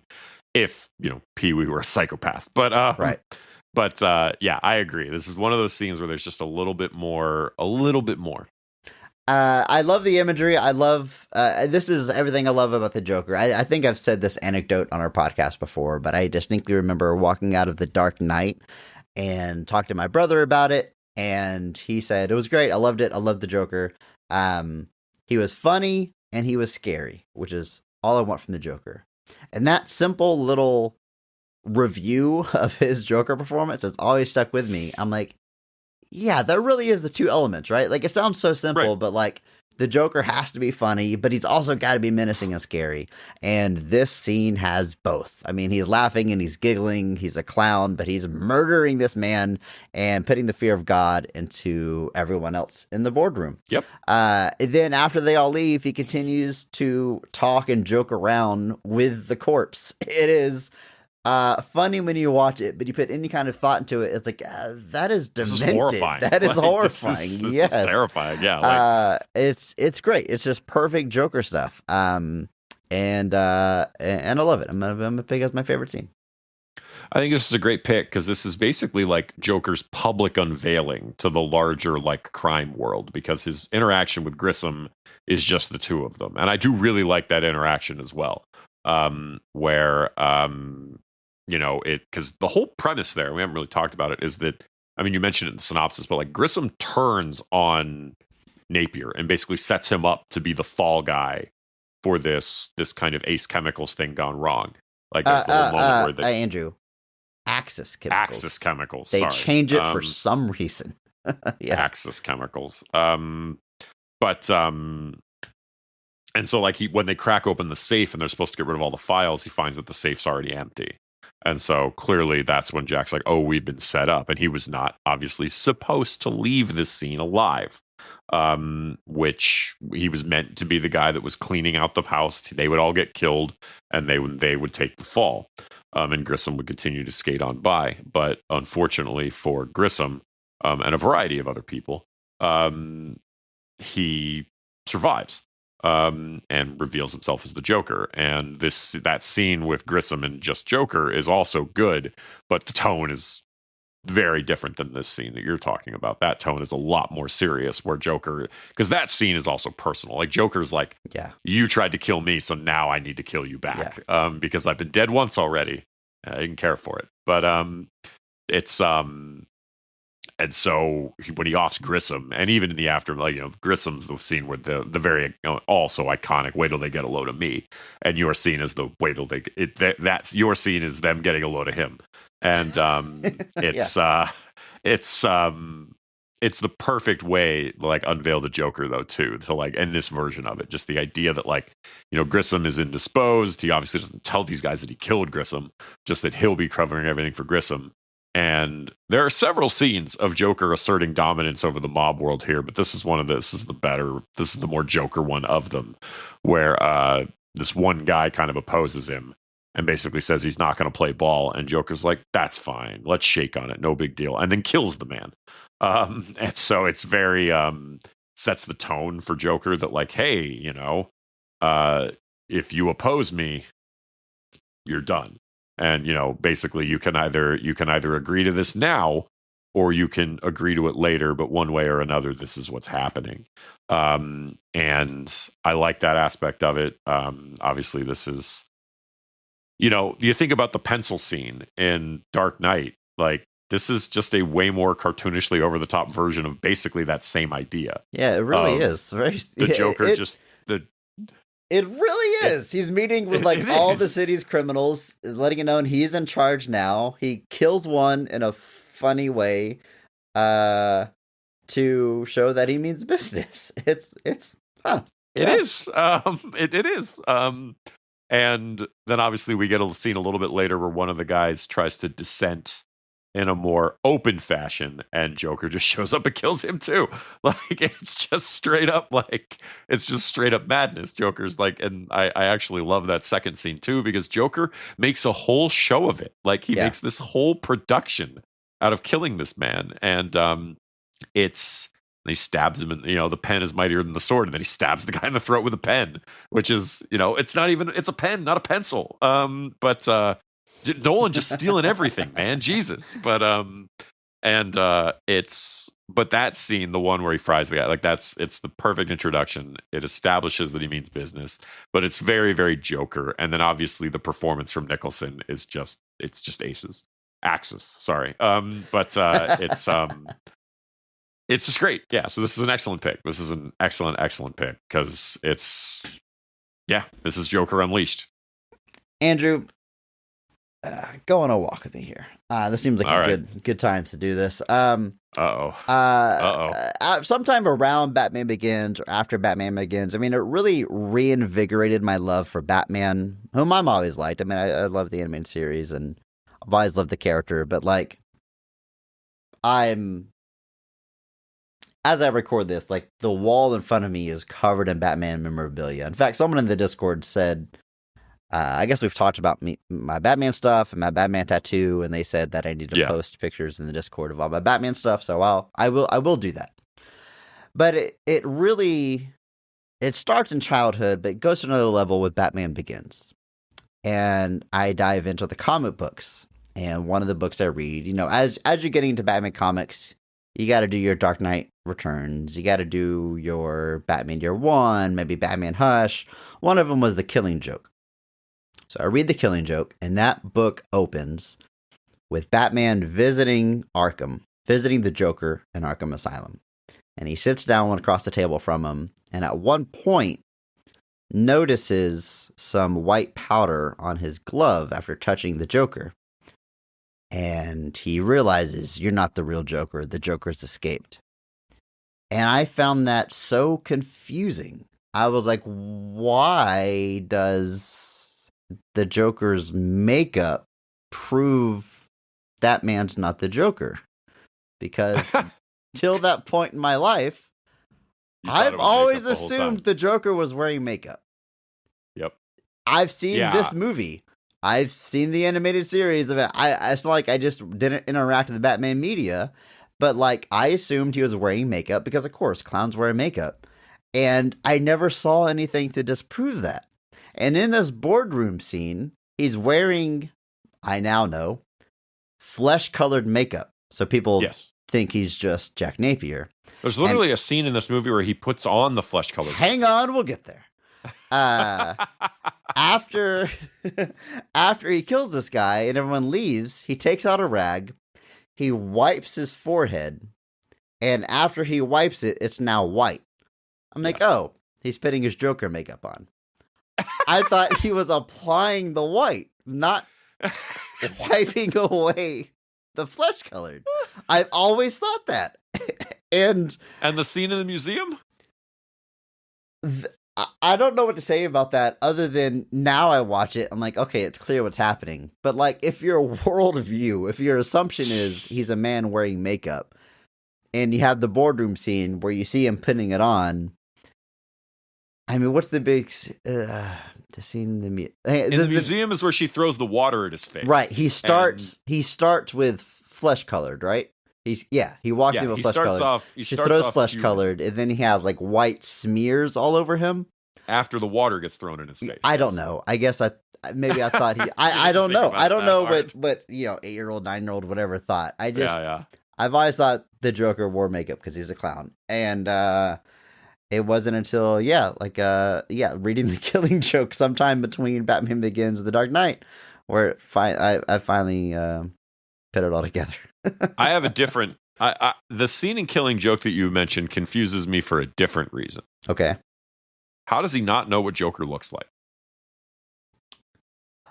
Well, the man somehow looks exactly like the Joker, drawn to look exactly like the Joker, which Yes. wouldn't be possible unless it's like an identical twin. Maybe that guy has prosthetics. Maybe he has my Joker costume from when we first met, Andrew, and he has a prosthetic chin and nose and Sure.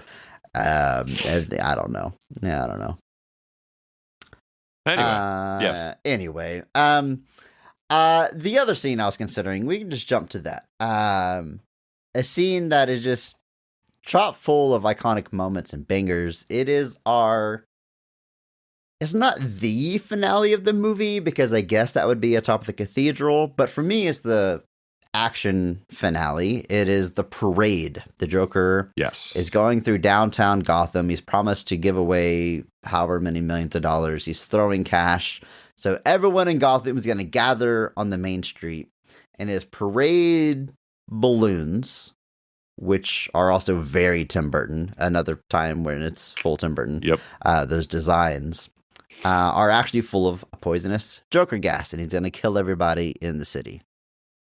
I love this action set piece. We get the bat plane, which looks rad. It's crazy that we're already doing this in the very first movie. Because this movie, I forget how little you see the Batmobile, how long it takes to see the Batmobile, but like it really builds up to it. And then it's finally revealed, and you're like, oh, yeah, that's the Batmobile. To this day. I mean, we've never topped it. This series keeps trying to evolve the Batmobile. It just makes it worse. No. I love the Nolan trilogy. The Tumbler has never been I don't look at that thing and No. see the Batmobile. No. Pattinson's is kind of cool. There's other cool ones, but this is the Batmobile. Yeah. And it's we get the Batplane. Yeah. Already in the first movie, it's rad. I love the Batplane. I love how it scoops up the balloons. I love how it's got these little claws that clamp them. It's got a specific thing for the specific problem. Yeah. Yes, the animated series uses the Batplane a ton, and it's got also, it's right out of this movie. Yes. I love, it gets the balloons away from the city. I love that for no reason it flies up above the clouds just to pause for a second in front of the moon to recreate the bat logo. And I love it. Rule of cool. It's just awesome, right? And Yeah. it flies back down to the city. I love the Joker here. I mean, some of my favorite Joker moments. The line delivery of Yep. my balloons. Those are my balloons. Like he's like genuinely He stole my heartbroken. balloons. Like he's Yeah. genuinely mad. Yeah. He stole my balloons. Why didn't anyone tell me he had one of those things? Like you can't come up with Joker the word spends for it. half this movie baffled at the things Batman has. Like he literally Yes. just like at the museum scenes, like, where does he get those wonderful toys? It's like, yep, you're just. And why wouldn't you be? They're weird things for a man to just have. His almost a jealousy of Batman because he also has the Yeah. line, "A man dressed up as a bat gets all of my press."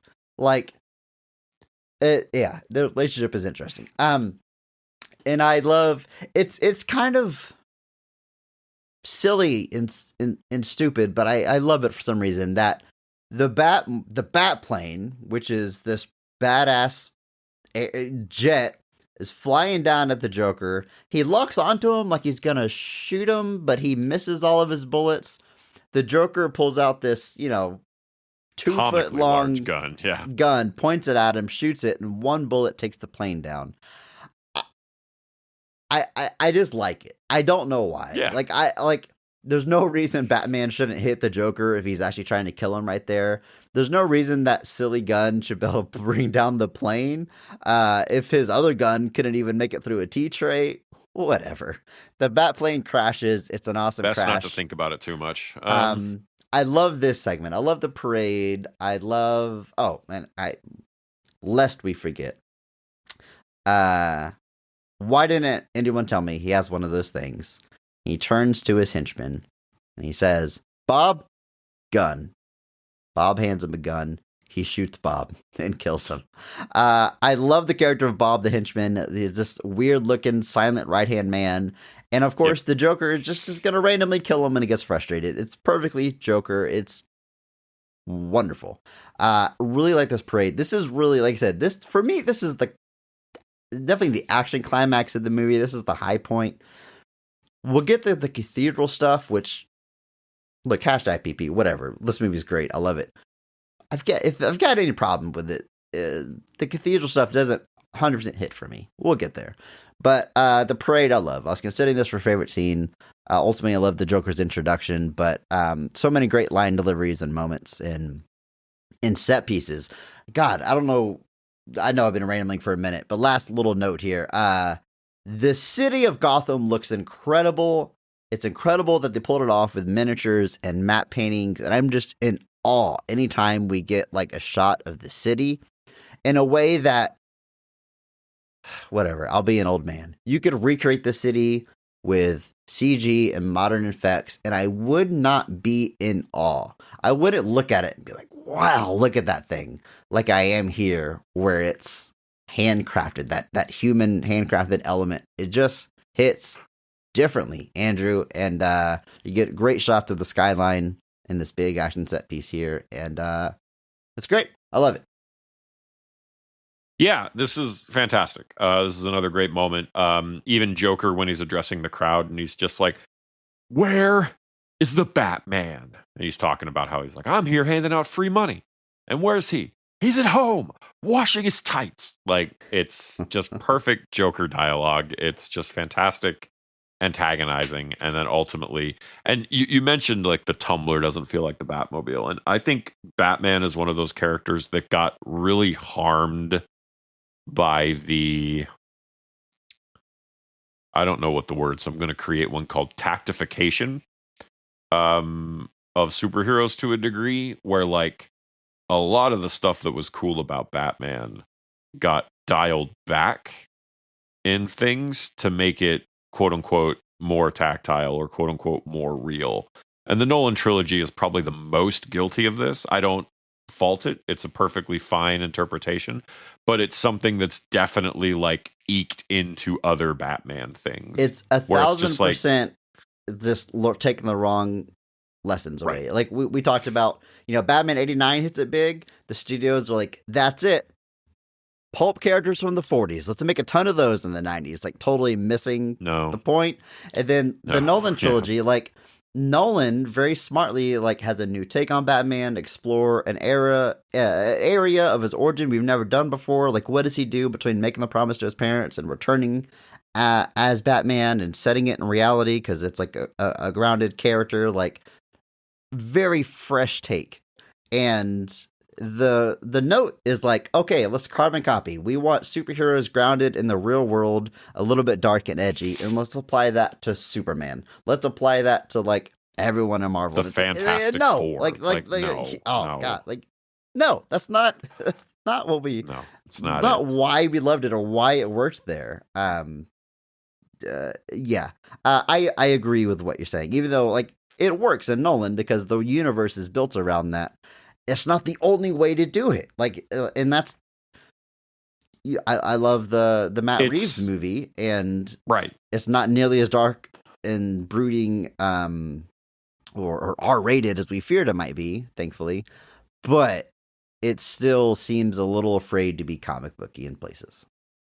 The Batmobile is better there, I will say that, but it still feels like it's in that kind of like, oh, we got to be real, and but it's like it's a real car with a cartoony engine. Basically, like that's all it is. Yeah.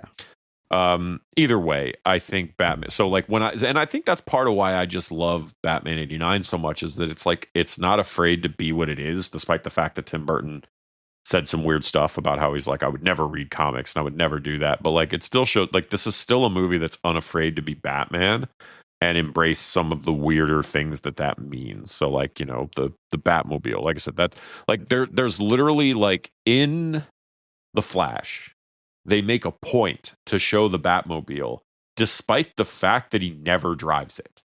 Like, that's how iconic this version of the Batmobile is, that they were like, oh, we got to put that in this movie to pop the audience because they know it. And then he ends up using a version of the Batplane, which does still have that kind of, iconic shape and look to it.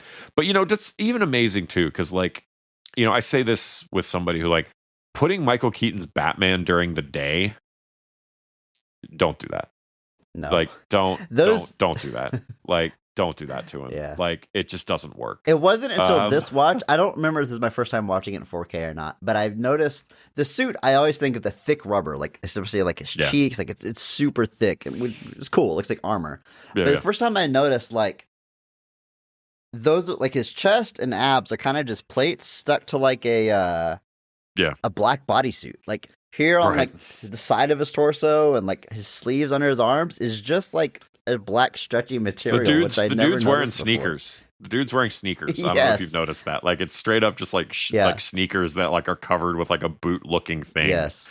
But yeah, it's very funny to me when you like dial into those things and you realize it reminds me a little bit of like the Power Ranger suits from the Power Rangers movie, where you realize just kind of how slapdash they kind of really stuck are. Some where you're just foam on top of a skin tight spandex. Just kind of like, this won't hold up at all after this is done filming, will it? And the answer is no, it won't. We'll have to make new ones for every year after this that we try to do it. But yeah, I do love that suit though. I like the symbol in this one being it's so funny to me that the symbol on the suit is not the same as the symbol on the poster. I will never. Thankfully, which I'm sure we said on Might before. This is one of those trivias that I assume everyone knows, but maybe someone out there doesn't. For whatever reason, the licensing for Batman and the Batman symbol were not one and the same. And whenever they designed the suit, they had not secured the rights for that yellow oval symbol, so they had to change it slightly. So there's extra points on the bat on his suit.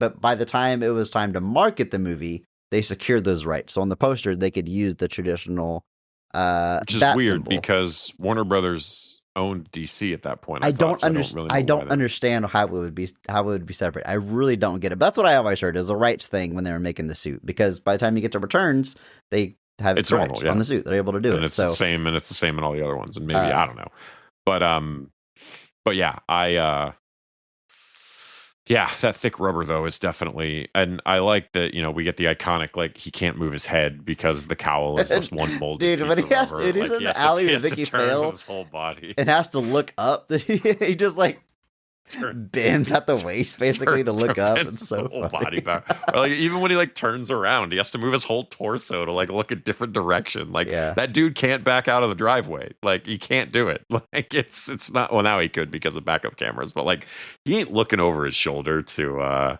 do that. I don't know. I mentioned the cathedral. If there's any problems out of the movie, I think it's a little long, but I don't think we get into pacing issues until after the Batplane crashes. The chase, if you can even call it that, going up the cathedral is very plotty for there's not really any tension there. Joker's taking Vicky Vale, Batman's chasing him. Like we're clearly both going to get to the roof before anything happens. Like, exactly. We all know that. We all just got to wait for that. They get up there and like I feel like they didn't know exactly how they wanted this play out, because you have like Batman quickly dispatch a couple henchmen.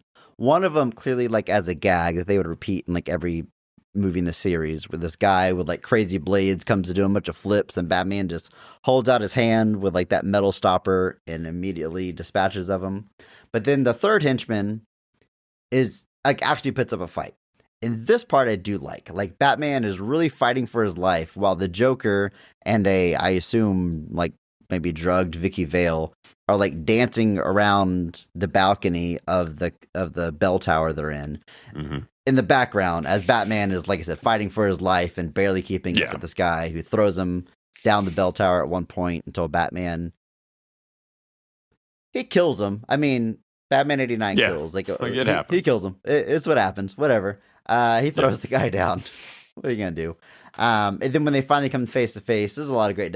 We're back on track, but there's this weird part in between the plane crashing and us getting to the meat of this that always just kind of kills the momentum for takes me. a little too long. Yeah. I But always love friend of the show, Doug, or mutual friend Doug, has he calls out this scene where like that bell falls like right in front of the path, like up the tower. yeah.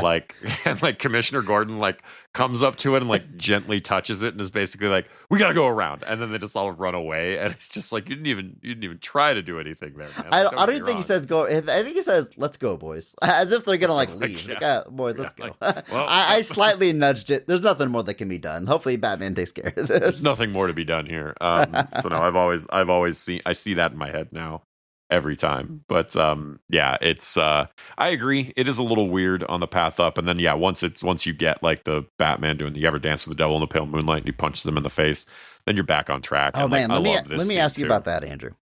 Yeah. Because the line delivery is something like, "Joker, you ever dance with the devil in the pale moonlight?" And then he punches him. What do you think Yeah. about that delivery, Andrew?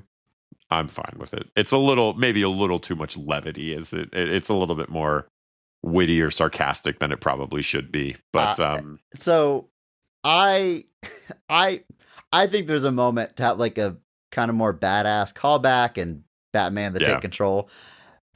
Speaking of mutual friend Doug, he defends it by saying Bruce Wayne is saying that line, not Batman, because he's revealing to him who he is in history and blah blah blah blah. Maybe you're right, Doug, but it could have been cooler, and I would have went it could, the yeah. cool route there. But I would have too. Well, because the thing is, like in this movie, it really doesn't draw a line like that. You know, if there's anything here, I would suggest that this movie is playing. You know, because the general rule of thumb that people say with Batman is that Bruce Wayne is the disguise, Batman is who he is, whereas the inverse is typically how Superman is portrayed. Bill in Kill Bill is wrong, guys. Just to be very, very clear, he's the villain of that movie. His take on Superman is wrong. To be very clear. Stop referencing it. It's wrong. It's supposed to be wrong. Or Tarantino just doesn't understand Superman, which is also very possible. But in this movie, though, I think the Bruce Wayne that you see when he interacts with Vicky Vale, I think that is definitely intended to be who he is, and then Batman is the mask. I don't know that scene, if it's meant to be a reveal to Joker, it's not played as such. Like, it's not really presented as this being like, I'm revealing to you who I am.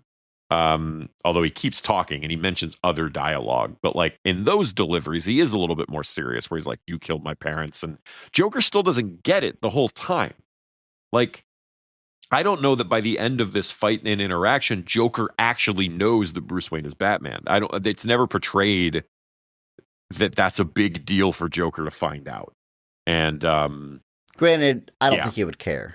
Like, that's Yeah, not the kind like- of thing Joker would care right, about. Joker's not concerned with such a thing. So anyway, I agree that it could have been a little bit more badass. But Andrew, before we started recording, I had a note here that it's been a couple days since I watched the movie. I didn't remember why I made the note, but it's literally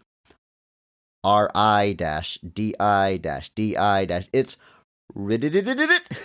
and we had to decode it, and he had to remind me that I think it's Joker like grabbing Batman like by the back of the neck and like throwing him through a wall, and he just makes this goofy ass noise as he tosses him. Yep. And I love it. You're and going I knew exactly what it was. going back to Nicholson getting the Mark Strong Award. It's for stuff like that. Yeah, he just like, I love when like he's at one point he just pulls a pair of glasses out of nowhere and puts them on. And he's like, you wouldn't hit a guy with glasses, would you? And then he hits him anyway. I love then the line to Vicky Vale talking about them. Says, "Beauty and the Beast. Of course, if anyone else ever calls you Beast, I'll rip their lungs out." Great. I Great. love the bit where he throws the teeth out of his mouth, like Batman punches him in the mouth, and he just throws out like the classic chomping teeth. Yeah. And it's just like, these are all just classic Joker gags that he just do. And yeah, it's and then obviously the finale of this is also criticized because yeah, Batman kills this guy. He kills the Joker. Or if he doesn't kill him directly, he puts him in a situation that will definitely lead to his death. Yeah. I mean, not and, only Batman killing him, but Joker dying in general in the Right. first movie. is But like franchise filmmaking has changed. I don't know if they well, were yeah, like at the time, like, did you have any idea? Like, you know, that's the thing where I think people take a modern mindset and apply it to something old, where like they're like, oh, weren't they thinking? Because the movie kind of contradicts itself in that regard, because like Harvey Dent is there specifically to use him as Two-Face later, True. and then they kill Joker at the end of the movie. But like at the same time, the mindset there is like, well, yeah, we're going to use Two-Face in a future movie. We're not going to use Joker. The idea of like doing another Batman Joker movie probably just wasn't even a thought at that point. It's like, oh, Yeah. we just did a Batman Joker movie. Why would we do it again? Also, like, yeah, we might make 2 or 3 Batman movies. We don't need a character to. Again, the comics, Joker has to live because he's a villain for 80 years. But like in the Serial movies, you storytelling, can tell yeah. your Joker story and move on. Now, Right. movie making has changed, and now movies are like TV shows. We all recognize that. But like, I don't know. I'm not bothered by those things. Not really, no. And I don't know. Just doesn't bother me. Yeah, that's the best way to put it. I love the bit where, Joker hits the pavement and he's still laughing, and Yeah. Gordon finds the teeth in his pocket, but like I just like Joker literally gets the last laugh. I kind of the gag there. Like even in death, it's all just the joke. Whatever. Yep. It's a cool last moment for Joker. I like it. I agree. Speaking of this Movie movie being rules. super comic booky, at one point, suddenly all the Joker's henchmen have Joker memorabilia. They I have love it. I jackets love it. with Joker's logo. The helicopter has his logo, and They're driving. Their cars are all now purple and green for no reason. Like, it's awesome. It's great. perfect. I love Joker's those jackets, man. boxing glove on the hinges to break the TV. Mm-hmm. And as dark as this movie is, like visually, the use of color is so awesome. Like Joker's little hideout, it's got these dark purple curtains, but there's this one shot where he's what is he burning holes in people's faces on pictures and throwing them on his little coffee table. It's like this bright yellow coffee table, and then there's like a bird's eye shot from directly above of this bright table and Joker in his purple coat just kind of swirling and dancing away, and it's almost like Dick Tracy levels of like pops of color that are just beautiful. Again, watching the movie in 4K looks well, and I think that's and I feel like that's a deliberate choice, and then I think it's ultimately a deliberate choice within the larger world to make the world dark. That way Joker stands out as this, like, even his henchmen, they wear like purple jackets and stuff, but they're all much darker colors. Joker's the only one wearing like the royal purple type stuff. Like, so it makes him this kind of standout figure that you can't help but give your attention to. And I feel like that had to have been a deliberate choice. But the fact that it's so specific in where it's going to put color and where it's going to put that kind of vibrance and that contrast, I think, and it's almost all for Joker. Like, Joker is the one that gets all of it. Whereas Batman Returns, everybody wears black, so it doesn't matter. You know what? I didn't appreciate until this watch. The first time Napier and Batman come face to face, it's in Axis Chemicals. Whenever he's been framed, and Batman grabs Napier by the lapels, lifts him off the ground, and he just goes. Jack Napier goes, Jesus! Jesus! It's like it's almost a Zandig level. Jesus! Yes.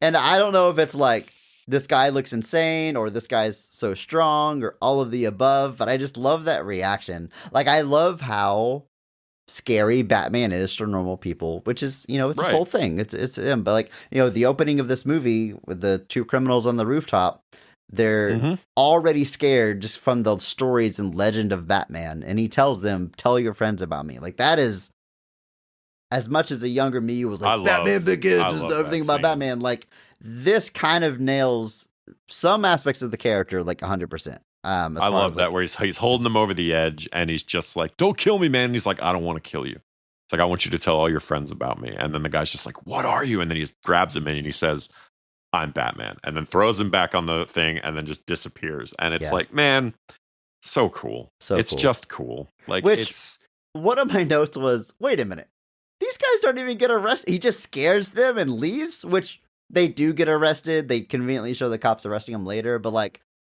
I don't know why they didn't just run away after. Like, Batman doesn't tie him up for the cops. He just scares the. I guess they were Well, he so knocks out scared one they of didn't them. leave. Like he knocks out He one throws of him them, through and the I guess door. the other guy Yeah, just yeah. like. Which Yeah, I mean, is I haven't been thrown through many doors lately, but I can't imagine it's a pleasant experience. so. One of the guys from the beginning, the guy with that real distinct skin, is he in the helicopter at the end of this movie? I don't think so. I didn't If he is, I didn't maybe. look I've it never up, drawn but that like line before. the helicopter rescuing Joker, it looks like the guy from the very beginning, and I don't know if it's true. I don't know. Okay, all right. This movie. Okay, so we'll get you out anytime. Don't worry. The end of this movie I is know. real short. Whenever we covered the Superman movies, I watched the original Superman movie because I had never seen it before, Mhm. and I think I said it on mic during one of the episodes, but it tripped me out because in the very first Superman the movie, they do this joke where Clark Kent needs to change into Superman, and he looks over at a phone booth, and then he keeps going to go change, like referencing, "You think I'm gonna change to that phone booth?" But I'm like, this is the first movie. Why would people think that? And I guess it's the serials. I guess like or the George Reeves shorts, or I Yeah. don't know, but I guess there was enough Superman in pop culture you could make that reference. I was surprised the very Mhm. first movie could do that. Yeah. Similarly, in this movie, it opens, And also the joke is that he runs up to a phone and it's just a payphone without the phone booth. Okay, thank you. You're right. That's the joke in Superman, is that the phone booth isn't there. It's just the standing payphone. You're right. They're referencing an element of the character that I didn't Oh, know yes. was ubiquitous at the time. Mhm. Similarly, this movie opens with a man and his wife and their young son walking out of a movie theater, trying to get a cab. They can't get a cab, so they got to walk down an alleyway. You might assume that we're seeing Bruce Wayne's origin. I think we're meant to think, oh, this is Bruce Wayne going down an alleyway. The parents are going to get killed. And then they pull the rug out from under us when Batman shows up, and he's possibly stopping the fate from happening to another kid or whatever. Yeah. But there's a fake out there, which, granted, we had Adam West Batman, but how much did that show explore the Batman origin? I don't know that it ever did. I don't know if it I ever don't know that depicted it, ever right? did. Yeah. But yet, it seems yeah. like the story's maybe well known enough, even in 1989, that you can, or that reference is there for the comic book fans. I don't Right, know, but possibly. I thought don't it was know. interesting. They were doing in what is ostensibly the first modern Batman movie, doing a fake out with the origin. I thought was pretty interesting. Yeah, I agree. No, yeah, and the thing is, like, I guess because I've always known it, I've never viewed that scene that way. But somebody that's never watched anything before, yeah, I could definitely see them being like, "Oh, are we about to watch this happen?" And no, Batman lets those people get mugged and then go beats the criminals up. Love the movie, but that's still weird. It's still weird that he's like, I have to let them commit the crime first before I can beat them up. Just a few one-off notes here. Lieutenant Eckhart, who's like the dirty cop that's working with the mob that helps Definitely set up Jack not Napier. Harvey Bullock, that's for sure. That's exactly what I was gonna say. He looks so much like Harvey Bullock, who would, I think the animated series creates that character, which means he hasn't been created yet. so. But it I wouldn't be surprised if they designed him off of this guy, off of whoever's playing Lieutenant Eckhart. And it's always been so weird to me that they name him Harvey Bullock. Harvey is already a very well-known name in Batman lore. What are we doing here? Yep. But I mentioned earlier that I love the first date with Vicky Vale and Bruce Wayne, where they're sitting and eating the soup. And he says, "How's the soup?" And she says, "Excuse me?" And then we had the wide shot to show that they are like 30 feet apart because of that ridiculously long table. You get some great Michael Keaton stuff here. Where I don't know that I've ever been in this room before. Exactly. Yeah, that delivery so there much. is so it's very good, Andrew. Yeah, this movie is it's great. It's wonderful. I understand exactly what you're saying. We're like, your favorite Batman movie, or at least the one you want to watch for fun, even if, maybe it's not the best, whatever. It's like, Steven Spielberg made Schindler's List, and that might be a better movie than Jurassic Park, but I'm watching Jurassic Park more often. I'm watching Jurassic Park for fun. It's like, it's got that, it's got a great balance between like Batman is an inherently dark and brooding character, but that doesn't mean that it has to be humorless or doesn't have to be grounded in reality. And this, we figured out the balance a long time ago, and still waiting for the pendulum to kind of get back to this point. Right. I definitely like a Mr. Free, like even just adapting Heart of Ice. Is it Heart of Ice? Is that what it's called? Yeah. Like just do that. Like it's somebody already wrote it for you. Literally, just do that. I think, and like I said, the Batman was good. I don't have any doubt that Matt Reeves' follow-up is going to be good, but I'm just kind of like, come on, guys. Like, give me some weird stuff. Give me Killer Croc. Like Killer Croc was in other movies, but like didn't fight Batman. And like even in the Snyderverse where like you put Batman against like parademons and stuff, and I'm just like, just give me Batman versus some of his weird villains. Just please. Like, just please. That's all I'm asking for. I've not asked for anything else ever in the world except that I want a Mr. Freeze Batman movie taken seriously. But anyway, yeah, this movie rules. I'm going to watch it all the time. The design of it, it's great. If you want to see where they got it from, watch Brazil. But it's a little bit like you watch Dark Knight and then you watch Heat and you're like, hey, wait a minute. When you watch Batman 89 and then you watch Brazil, you're just like, hold on.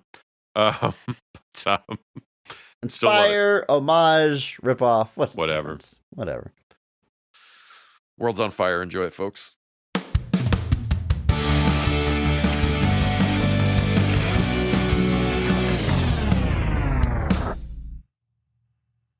Wild, we talked about this whole movie, Andrew, and never brought up Prince. It's really weird that Prince has an album, and that album is the soundtrack to Batman. It's weird. Very odd.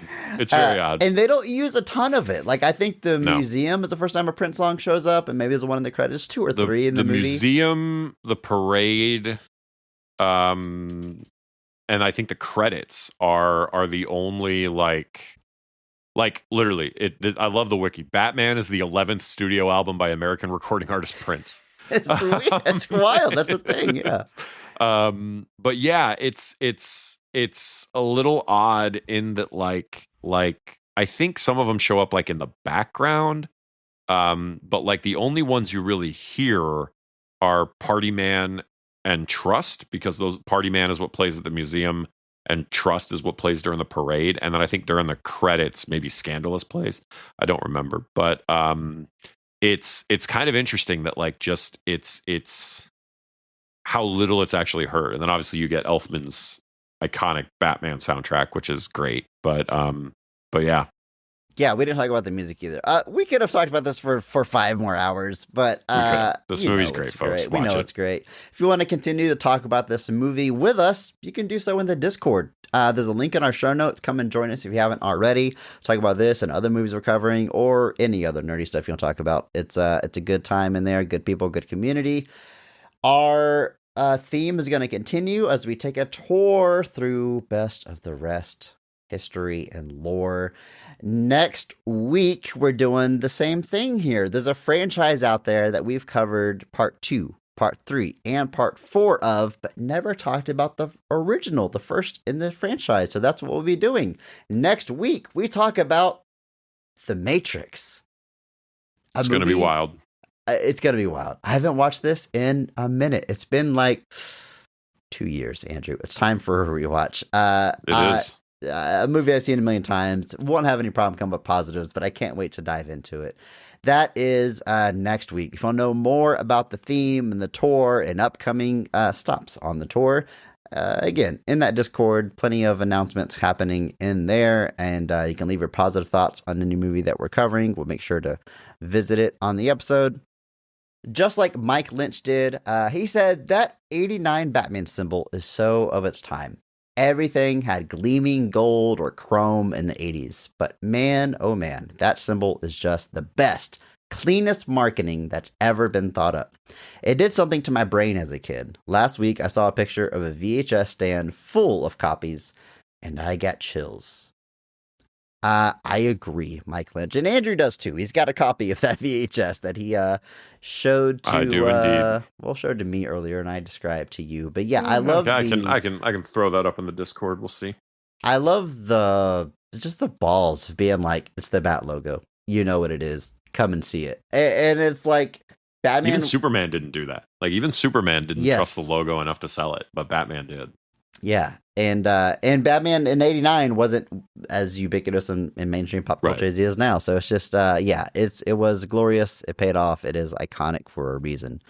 Next week, The Matrix. Speaking of iconic, man, I can't wait. And until then, just remember that maybe not every movie is great, but all movies have greatness. Thank you to Mark Benavides for singing our theme song. You can check him out on Instagram at NotThatMarkAnthony. Thanks to Mitch for the music. You can follow him on Blue Sky and check our show notes for the SoundCloud link. Also, check out our store on TeePublic for some best of the rest merch. And if you enjoyed this episode, please share it with a friend because that's the only way that we grow. Follow us on social media at BOTRcast. Thank you.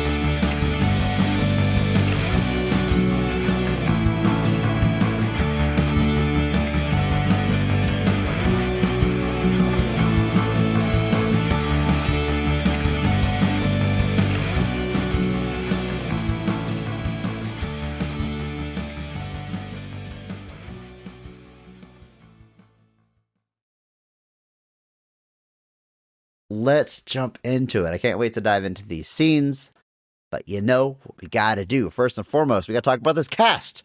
And we're going to start by talking about the best casting of the movie. Did I say that right? Start talking about this cast. Starting with the best. God, sometimes I just roll right through this. Sometimes I feel like I've never recorded this podcast before. How do I say this? We got to start at the high points. Talk about this cast. Starting with the best casting of the film.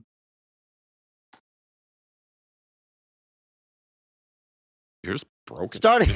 I am like, it's like a loading screen on my forehead.